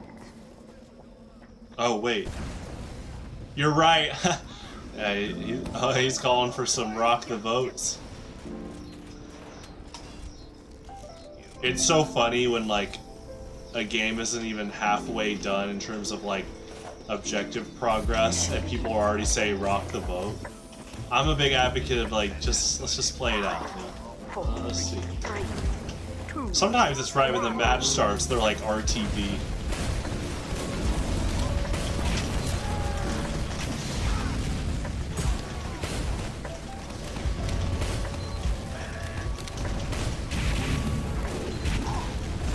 The final control point is being contested.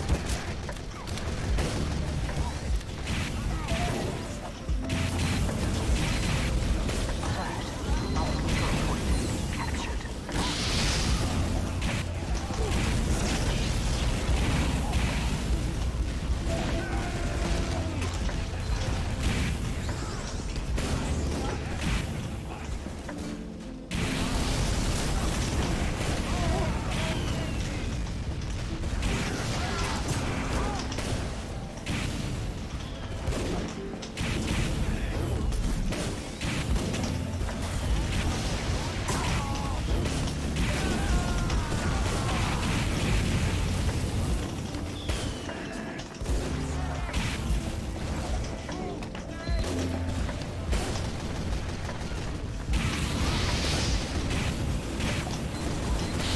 Oh my gosh, TRK, you do not have to keep track of my sub count. And it's okay if someone unsubs. That's their free will. That's the beauty of freedom. You can choose to unsub.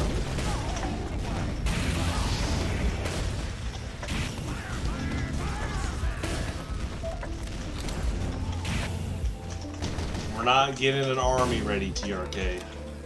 We're not allowed to do that.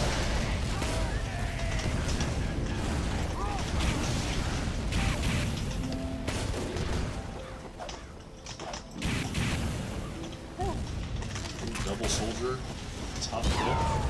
Alert! Our control point is being captured.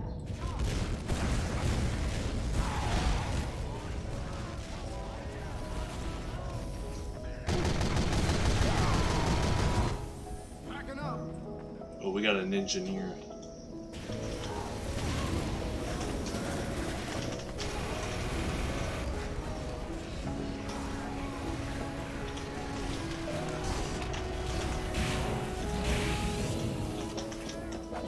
Alert! Our control point is being captured.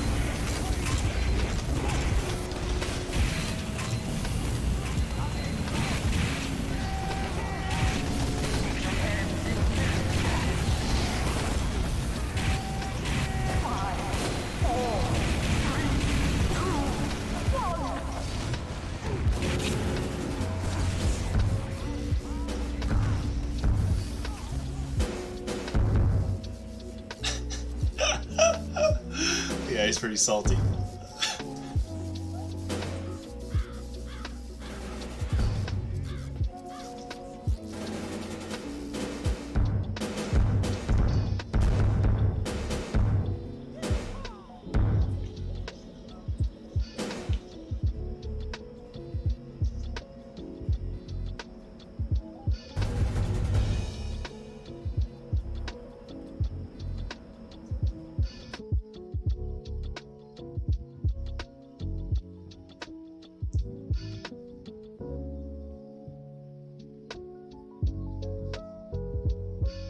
Okay, let's not score shame.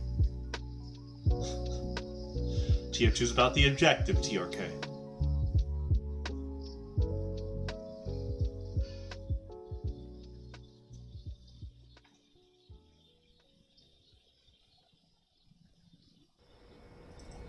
Competition begins in 30 seconds.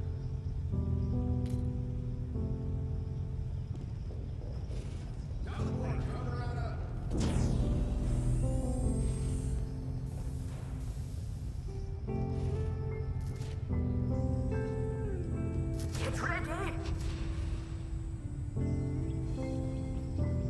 5, 4, 3, 2, 1.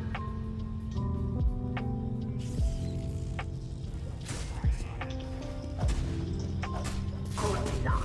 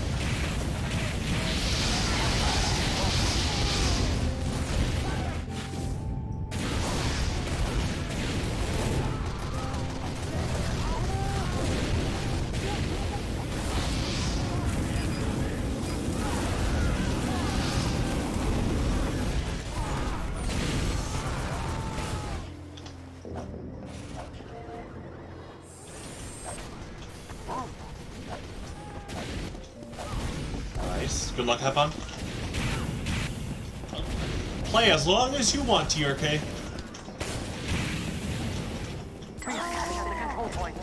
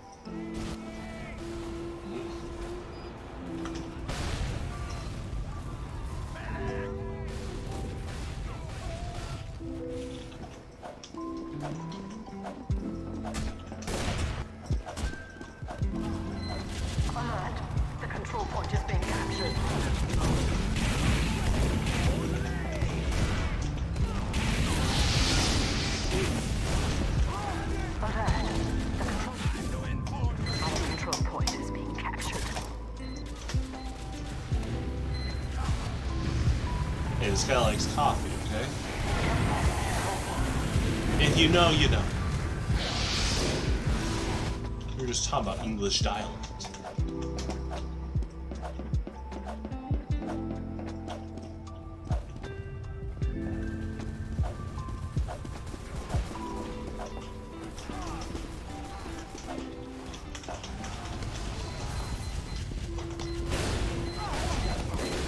Secure the control point.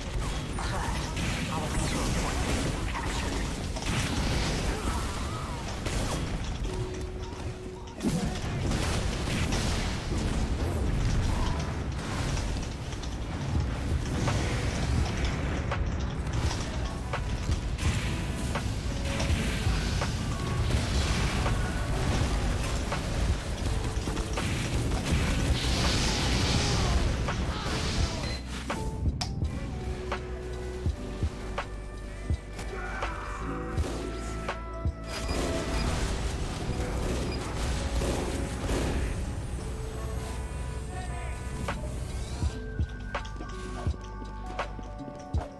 Victory.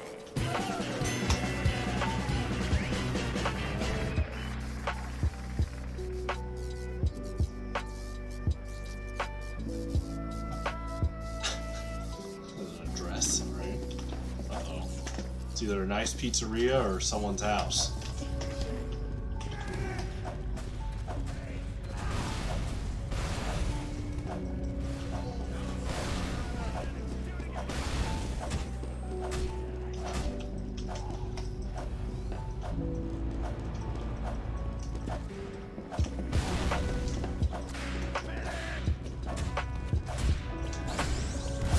The control point has been contested.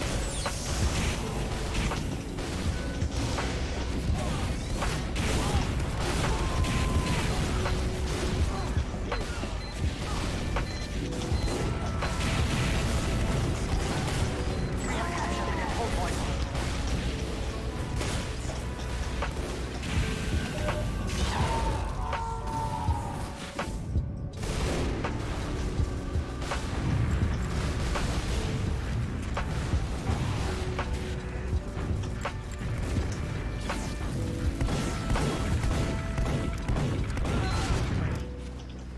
It's a good dive. Oh, our spy lives too. Nice.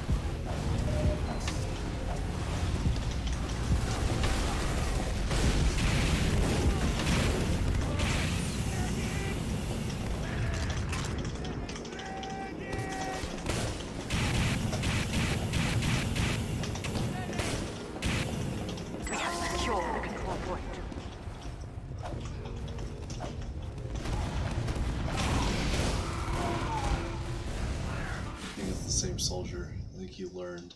It was a good shotgun mix-up.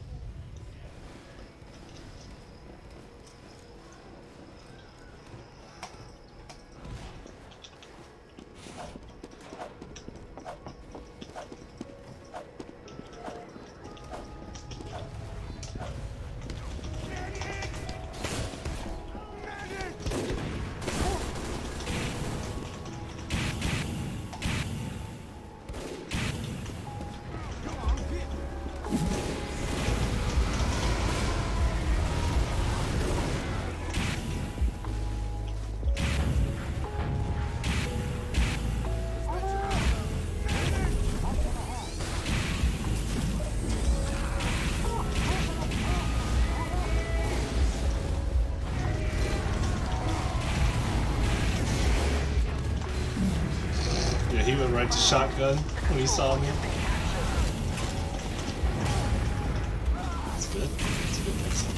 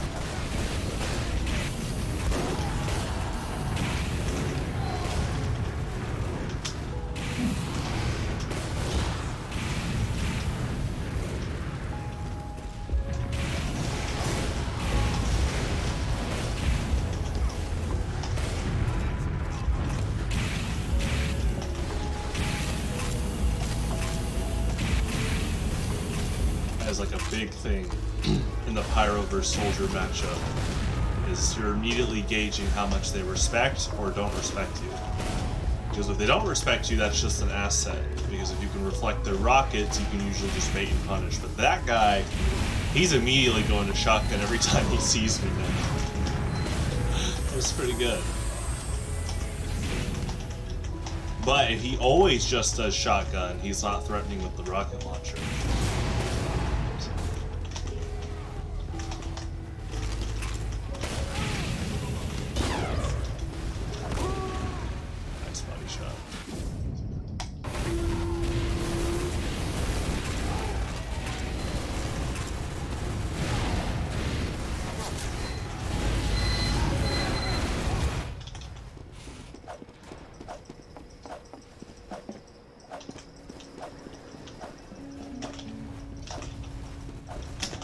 Victory.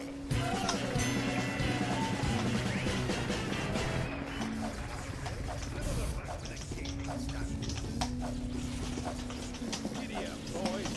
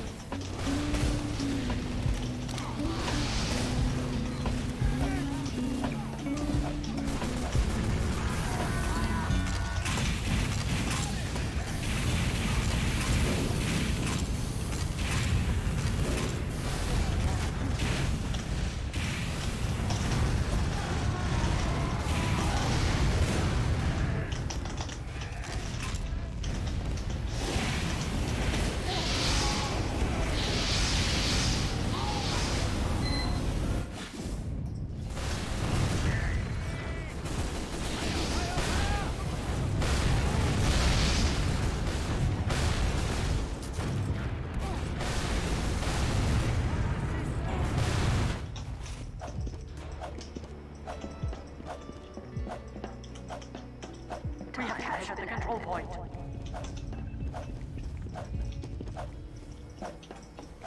I'm moving this.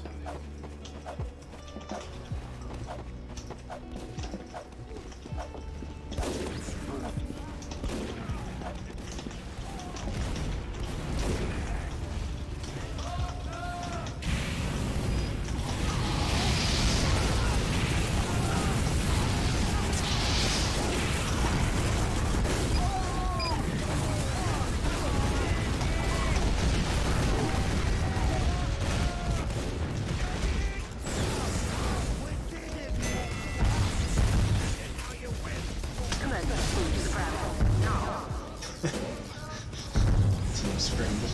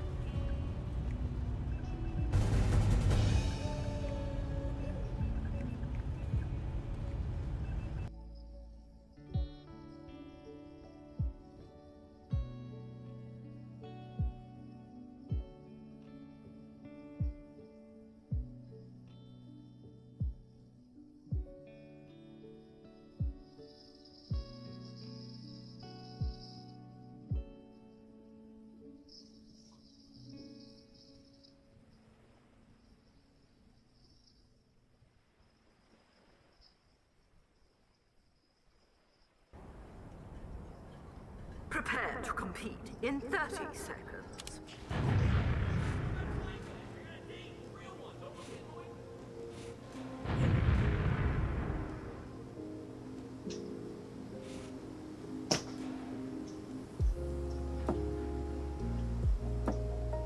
Are you ready? 5, 4, 3, 2, 1.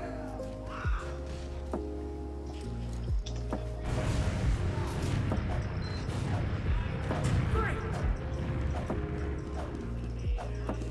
47 life points? Whoa, whoa, whoa, whoa, whoa. What The control point is monsters? being contested. I'm trying to think what monsters would make it divisible like that. I know there's a few monsters that have like 1830 attack. Like Reaper of the Cards.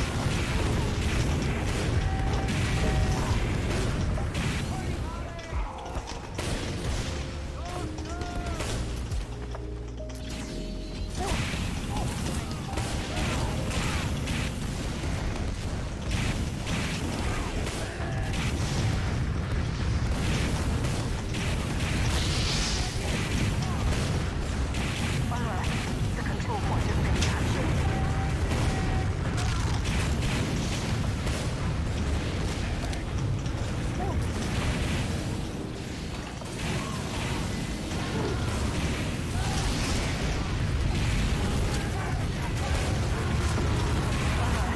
The control point has been captured.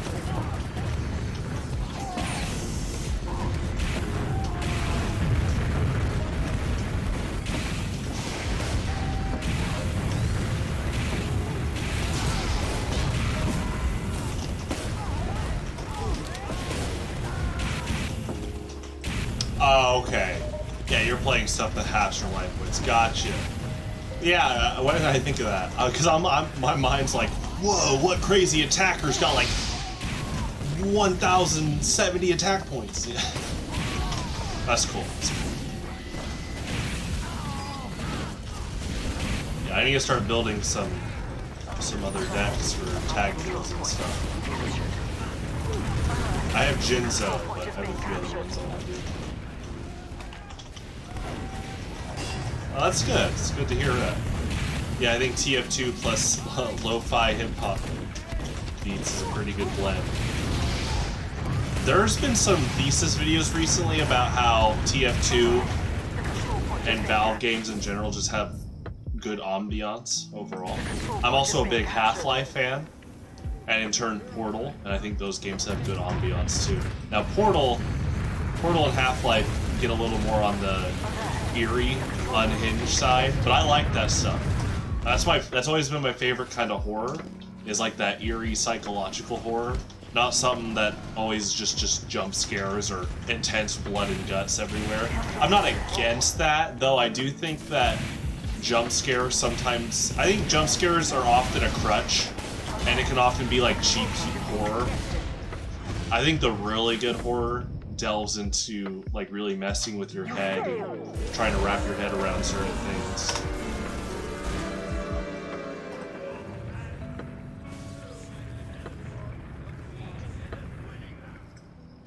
Yeah. Well, I think, actually, honestly, and I respect Five Nights at Freddy's for how ambitious it was, because my mom said it best when I told her that someone made a horror game of Chuck E. Cheese characters. She was like, oh my gosh, why was that made sooner? I was like, right? So I think the concept is great, and you know what I like about the first one is that if you got jump scared, that was on you. Like, literal skill issue. But I do think as time went on, it wasn't more so just Five Nights at Freddy's, but in general, I think horror kind of warped into like just cheap jump scares a lot. And we really need to dive more back into just good writing. Like Lovecraftian horror. You know, that's why I like Half-Life and Portal so much. Not just because they're good games, but they dive into that Lovecraftian, like science, the back rooms kind of horror. Alert. The control point is being contested.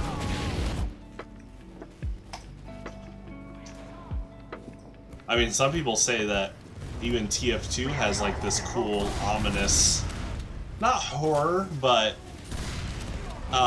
there was like a video that covered like Two Fort's backgrounds and how when you go into the Two Fort bases, there's all this like machinery and operations. And you know, your mind is wondering like, who is operating these? It's not the mercenaries, yeah.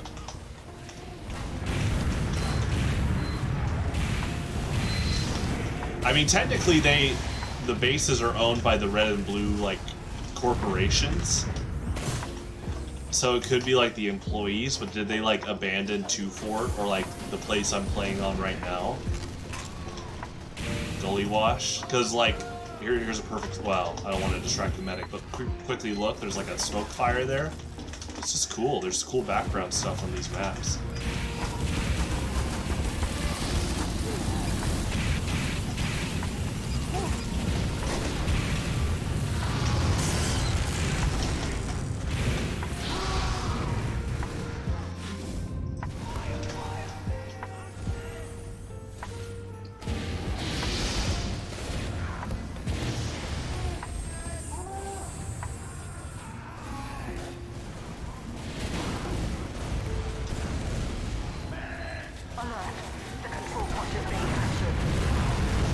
You know what, I've always said, since I was a kid, but like, the best E-rated horror games are the 64 Zeldas. I think Ocarina of Time and Majora's Mask just really tapped into that psychological horror while keeping the E rating. Obviously, when they got re-released, like with the 3D remakes, they got bumped up to E10, but they are like the best E-rated horror games. There's a lot of like psychological horror, and it has that like awesome N64 low polygon count aesthetic. Yeah. In fact, right now, as great as Tears of the Kingdom is, there has already been discussion of people being almost fatigued about open world games, including on the Zelda license. And people actually want the complete opposite now. Like, there is a demand for, if they made a third game in like the 64 aesthetic, a lot of people have like created demand for that recently. Like I agree. If they can make Mega Man 9 in 2008, where it's an 8-bit game, they can make a 64 Zelda. You could take the 3DS remake aesthetic, and that's fine. But like, I'm talking about like the soundscape. Like, really tap in. Like, when Ocarina of Time 3D came out and they decided to keep the same sound effects and music, that's genius. It really is like a less is more thing. Like, it's hard to associate the 64 Zeldas without that soundscape. You know, like the text box, the instruments used. It's really cool. In fact, I'm sure you've noticed that a lot of horror indie games use that PlayStation 1, N64, Sega Saturn aesthetic. They could do it. They could make a third Zelda game. And, you know, if you play Twilight Princess, you find out that the Hero of Time basically became the Hero Shade, which is really sad. I mean, at the end of the day, he was able to go on to the afterlife once he passed on his techniques to the Link in Twilight Princess, but that's easy for a third game. We can have a third game to show like this cryptic, sad bridge of the Hero of Time becoming the Hero Shade. It's like, oh, now we're really delving into Zelda horror. I mean, you guys already went full on out. You know, the Shadow Temple literally has bloodstains, dead hand, re-deads, and guillotines. And then you find out that the Shadow Temple was literally like the place where like the royal family and the Sheikah tribe conducted like executions. You're like, oh. Competition begins in 30 seconds.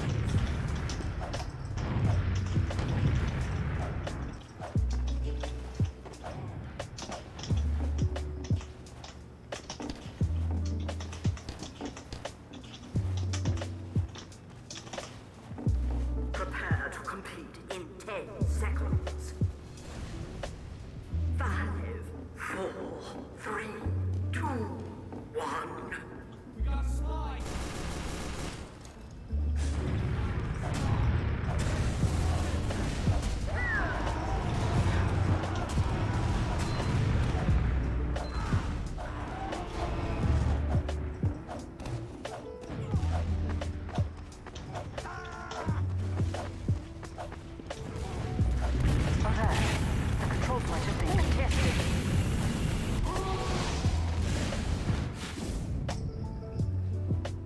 Alert. The control point is being... Alert. The control point... Alert. The control point is being contested.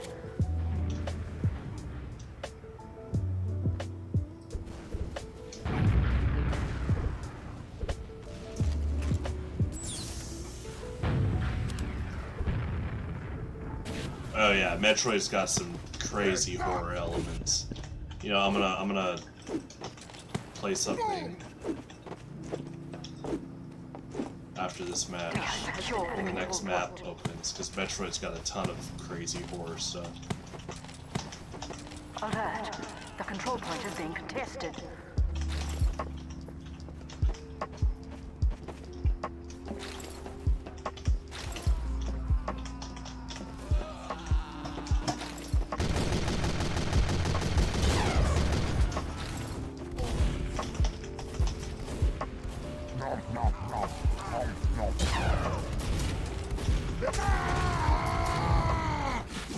Well, first,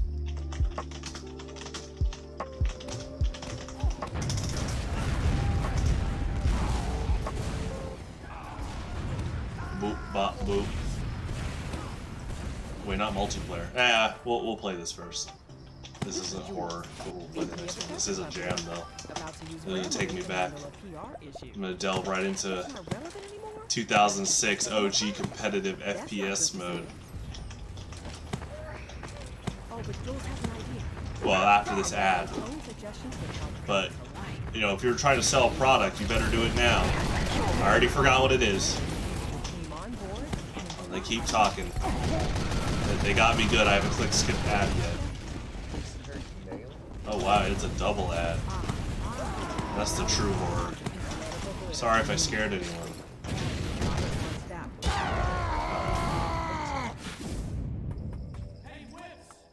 Now, alright, yeah, we'll play this first.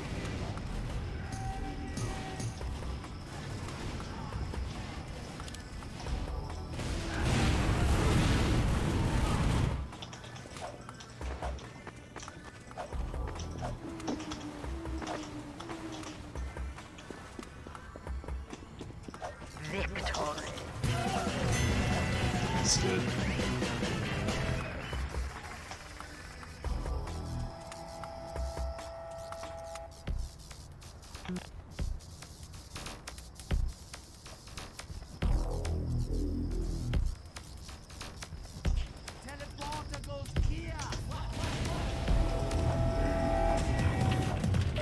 who's the Pokemon in mind, TRK? Just tell me the Pokemon.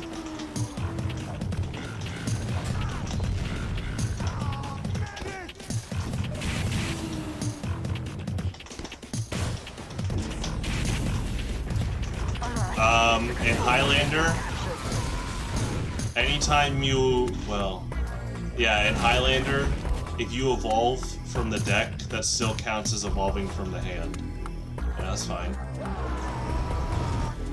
Actually, that's just Evo Soda, though, yeah. So no, you don't get it. It's just Evo Soda that counts as the hand. Yeah, you don't get the Floette ability.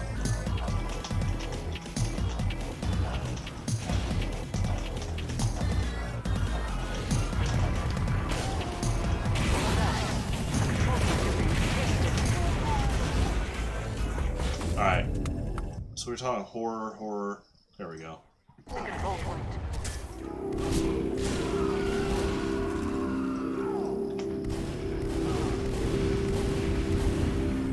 Alert! The final control point is being contested. Alert! Your control point is being captured.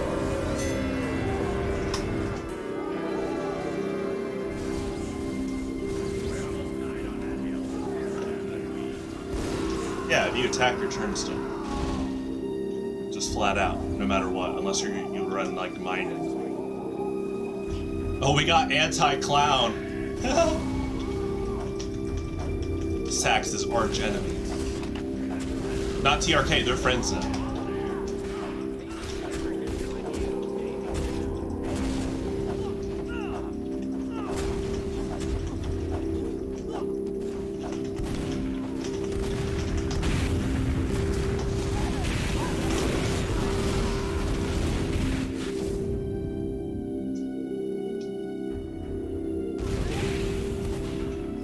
Alert! The control point is being contested.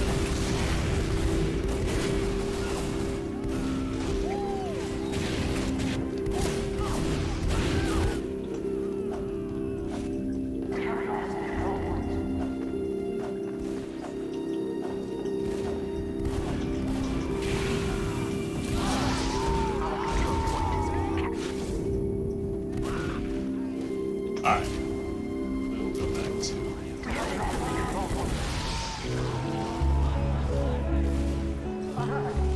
Yeah, Metroid Prime Hunters is one of those favorite video games. Obvious tell, I'm a Spider-Man.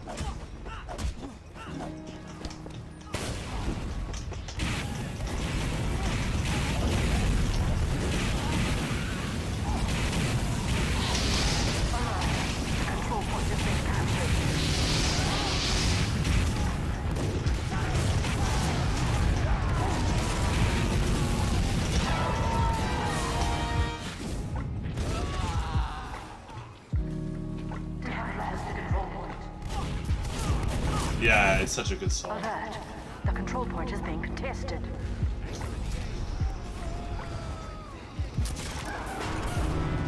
We have lost the control point.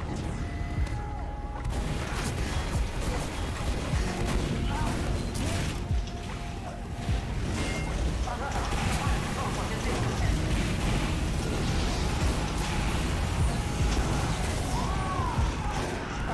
Our last control point is being captured.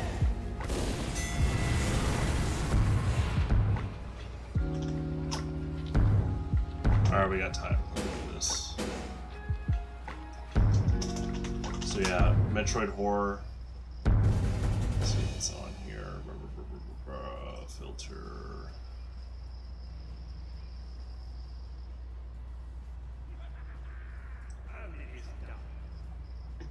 Alright. Oh man. some Lovecraftian horror.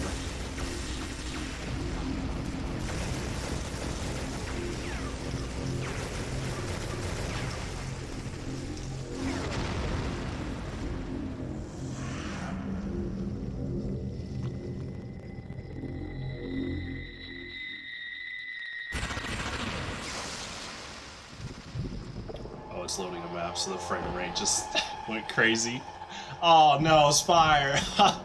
It's stay around. Don't worry, folks. They're all okay. We'll see them in the near future in Metroid. But yeah, Lovecraftian horror in Metroid. They need to do that more. I've brought this up so many times in Metroid discussions. They were on that. They were onto the good plot lines with Prime Hunters, like a secret message across the universe and promising power, and then it's just like mess with the abyss messes back kind of plot line.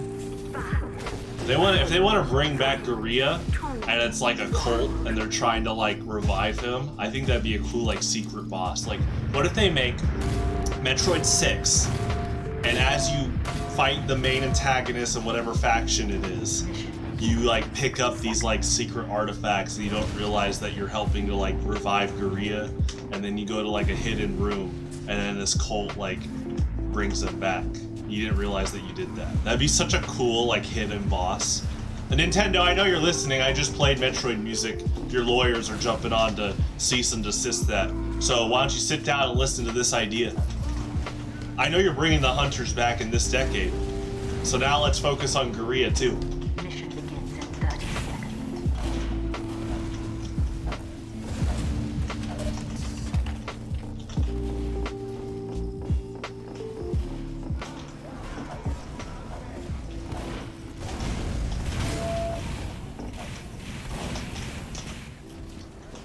Mission begins in 10 seconds. 5, 4, 3, 2, 1. Get to the car!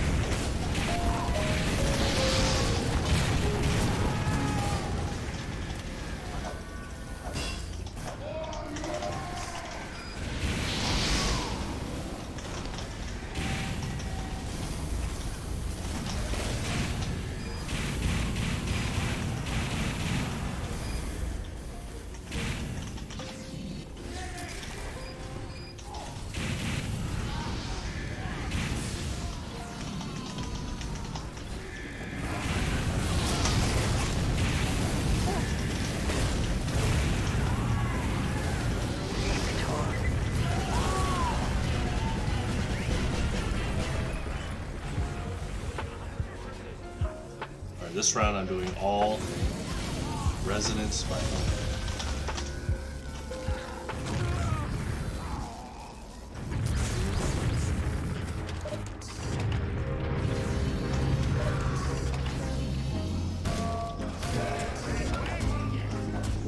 Mission begins in 60 seconds.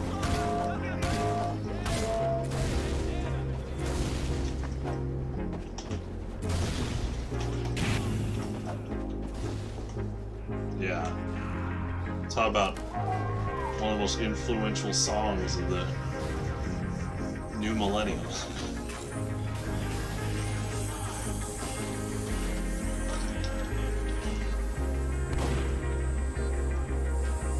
Mission begins in 30 seconds.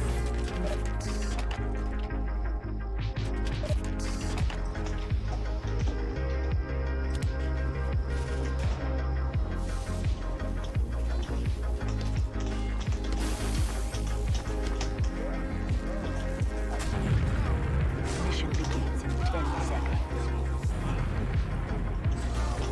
5, 4, 3, 2, 1. Defend our cause.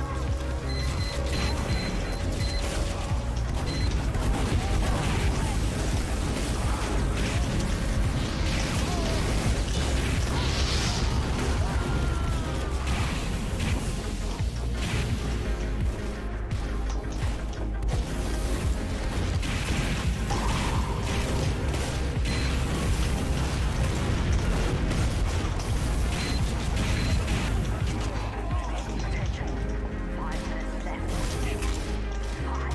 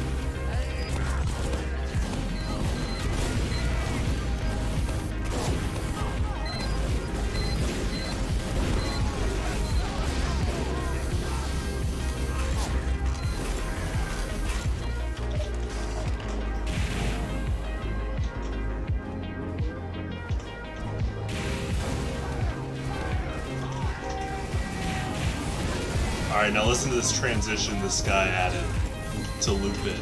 It's the coolest way to loop resonance. Alright, here it comes.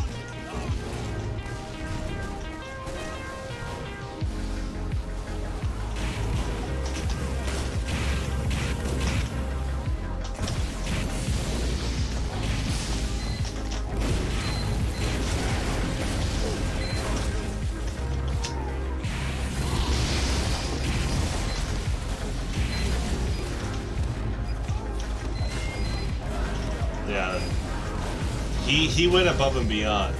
I mean, as an audio engineer, I'm all about good looping.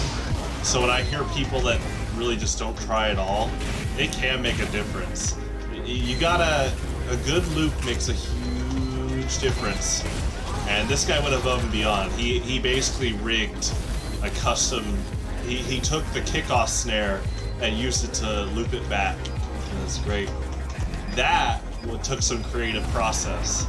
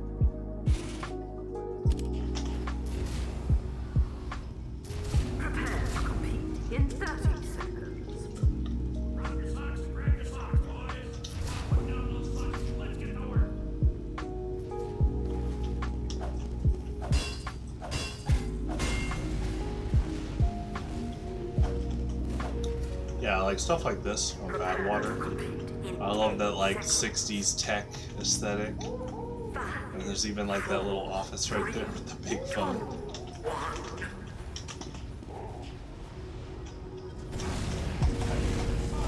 Definitely is part of that Valve polish of quality. Like they didn't have to add all this, but they did. And it's cool. And I like the rocky architecture for the ceiling. Yeah, I agree. It's really cool.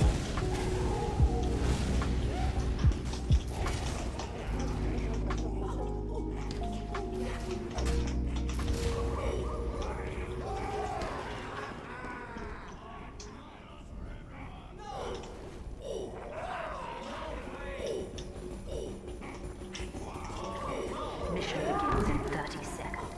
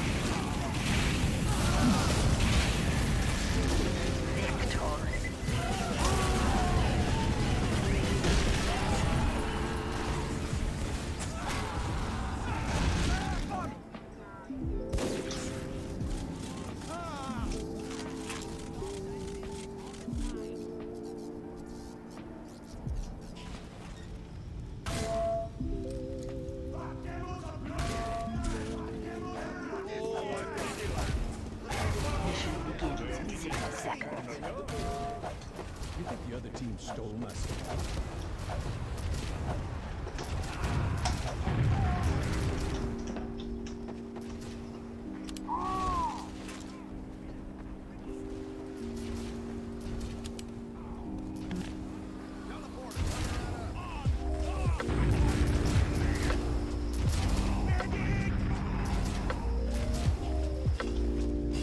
Mission begins in 30 seconds.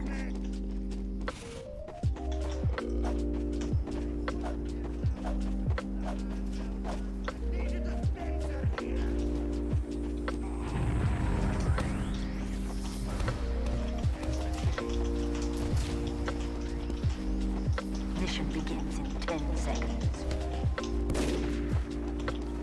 5, 4, 3, 2, 1. Defend our cause.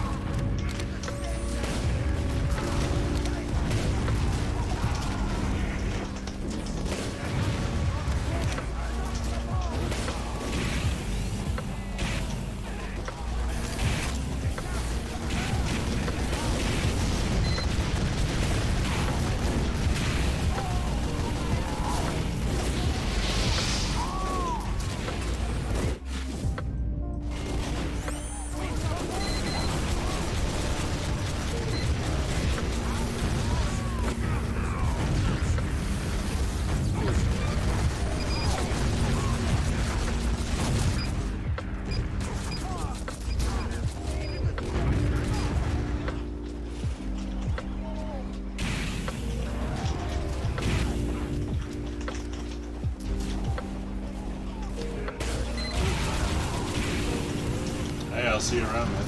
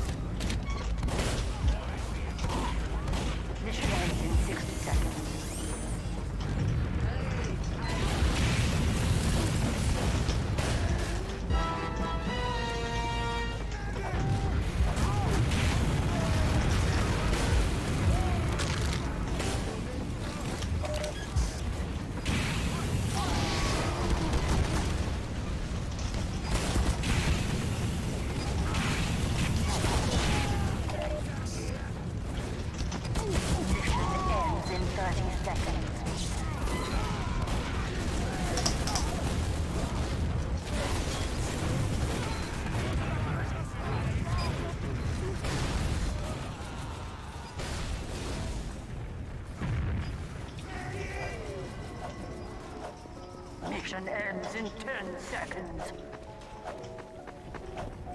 5, 4, 3, 2, 1.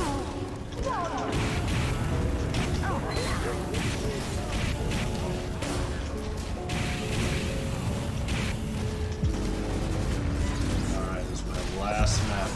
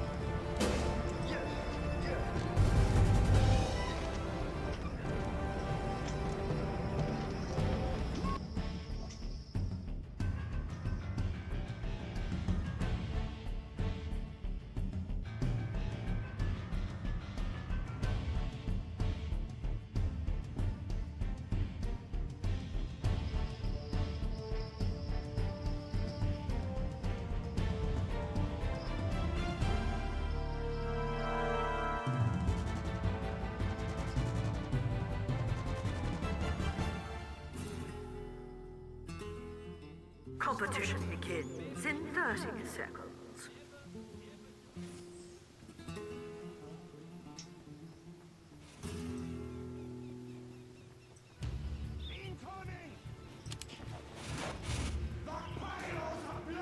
Prepare to compete in 10 seconds.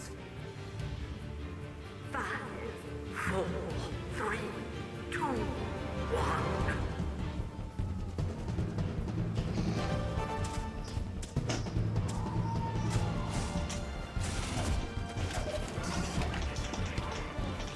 Mission begins in 60 seconds.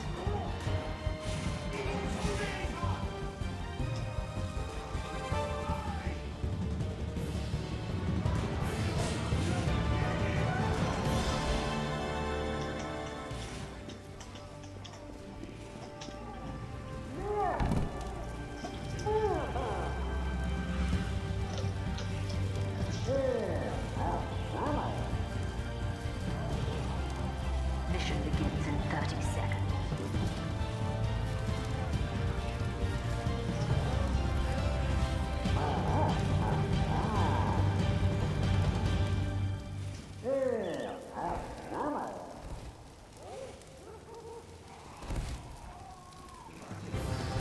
Mission begins in 10 seconds. 5, 4, 3, 2, 1. Get to the car!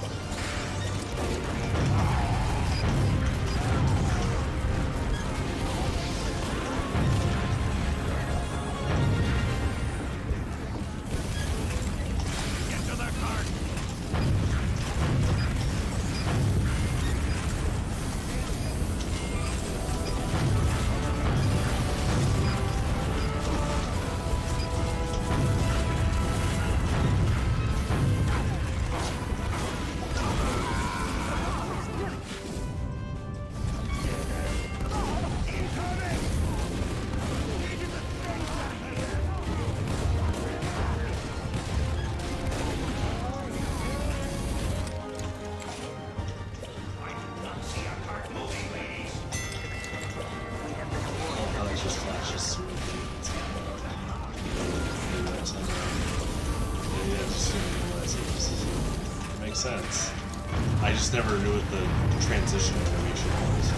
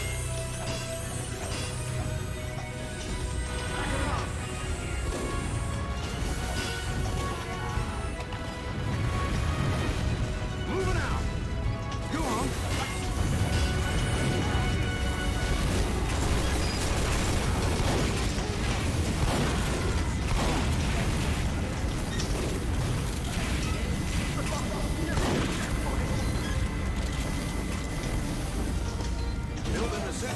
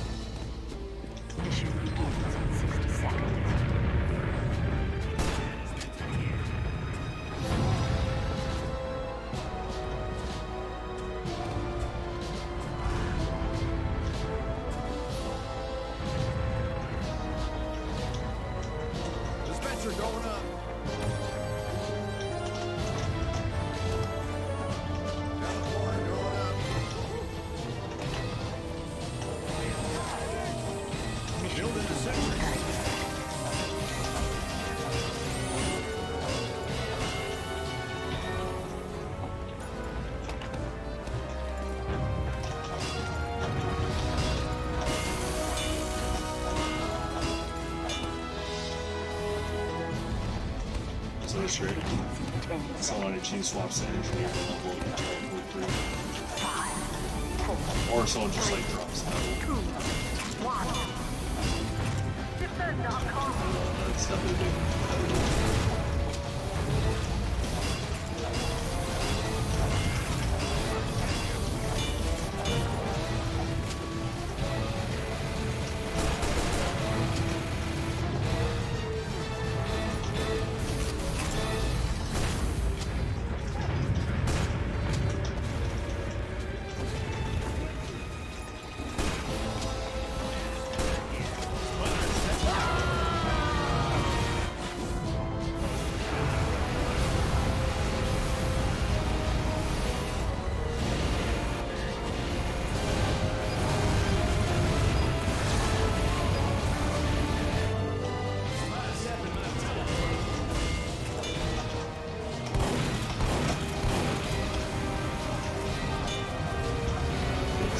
Nice.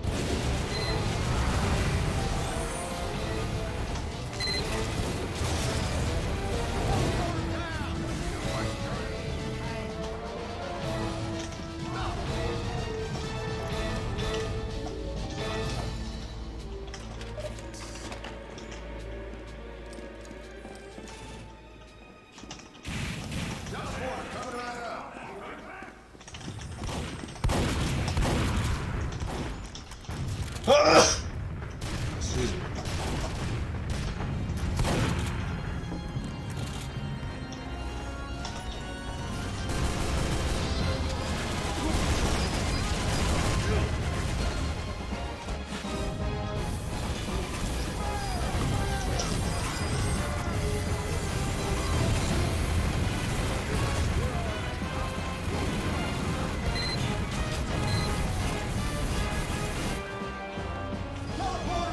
Has some of the phrasing resonance behind it.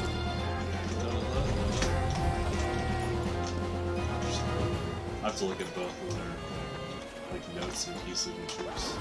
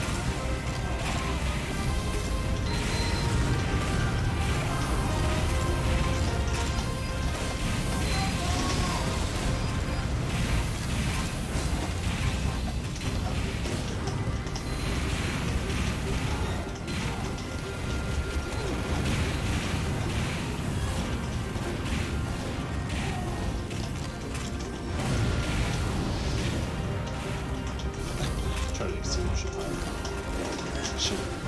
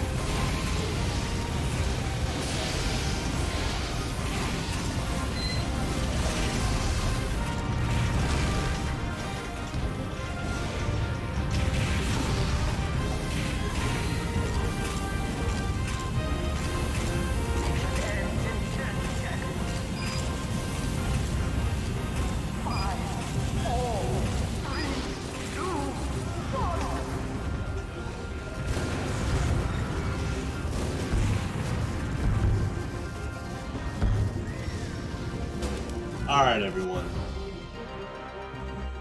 Thanks for tuning in. Make sure you're playing TF2 tomorrow at 6 p.m. Central Standard Time. I will see you then. Have a good night.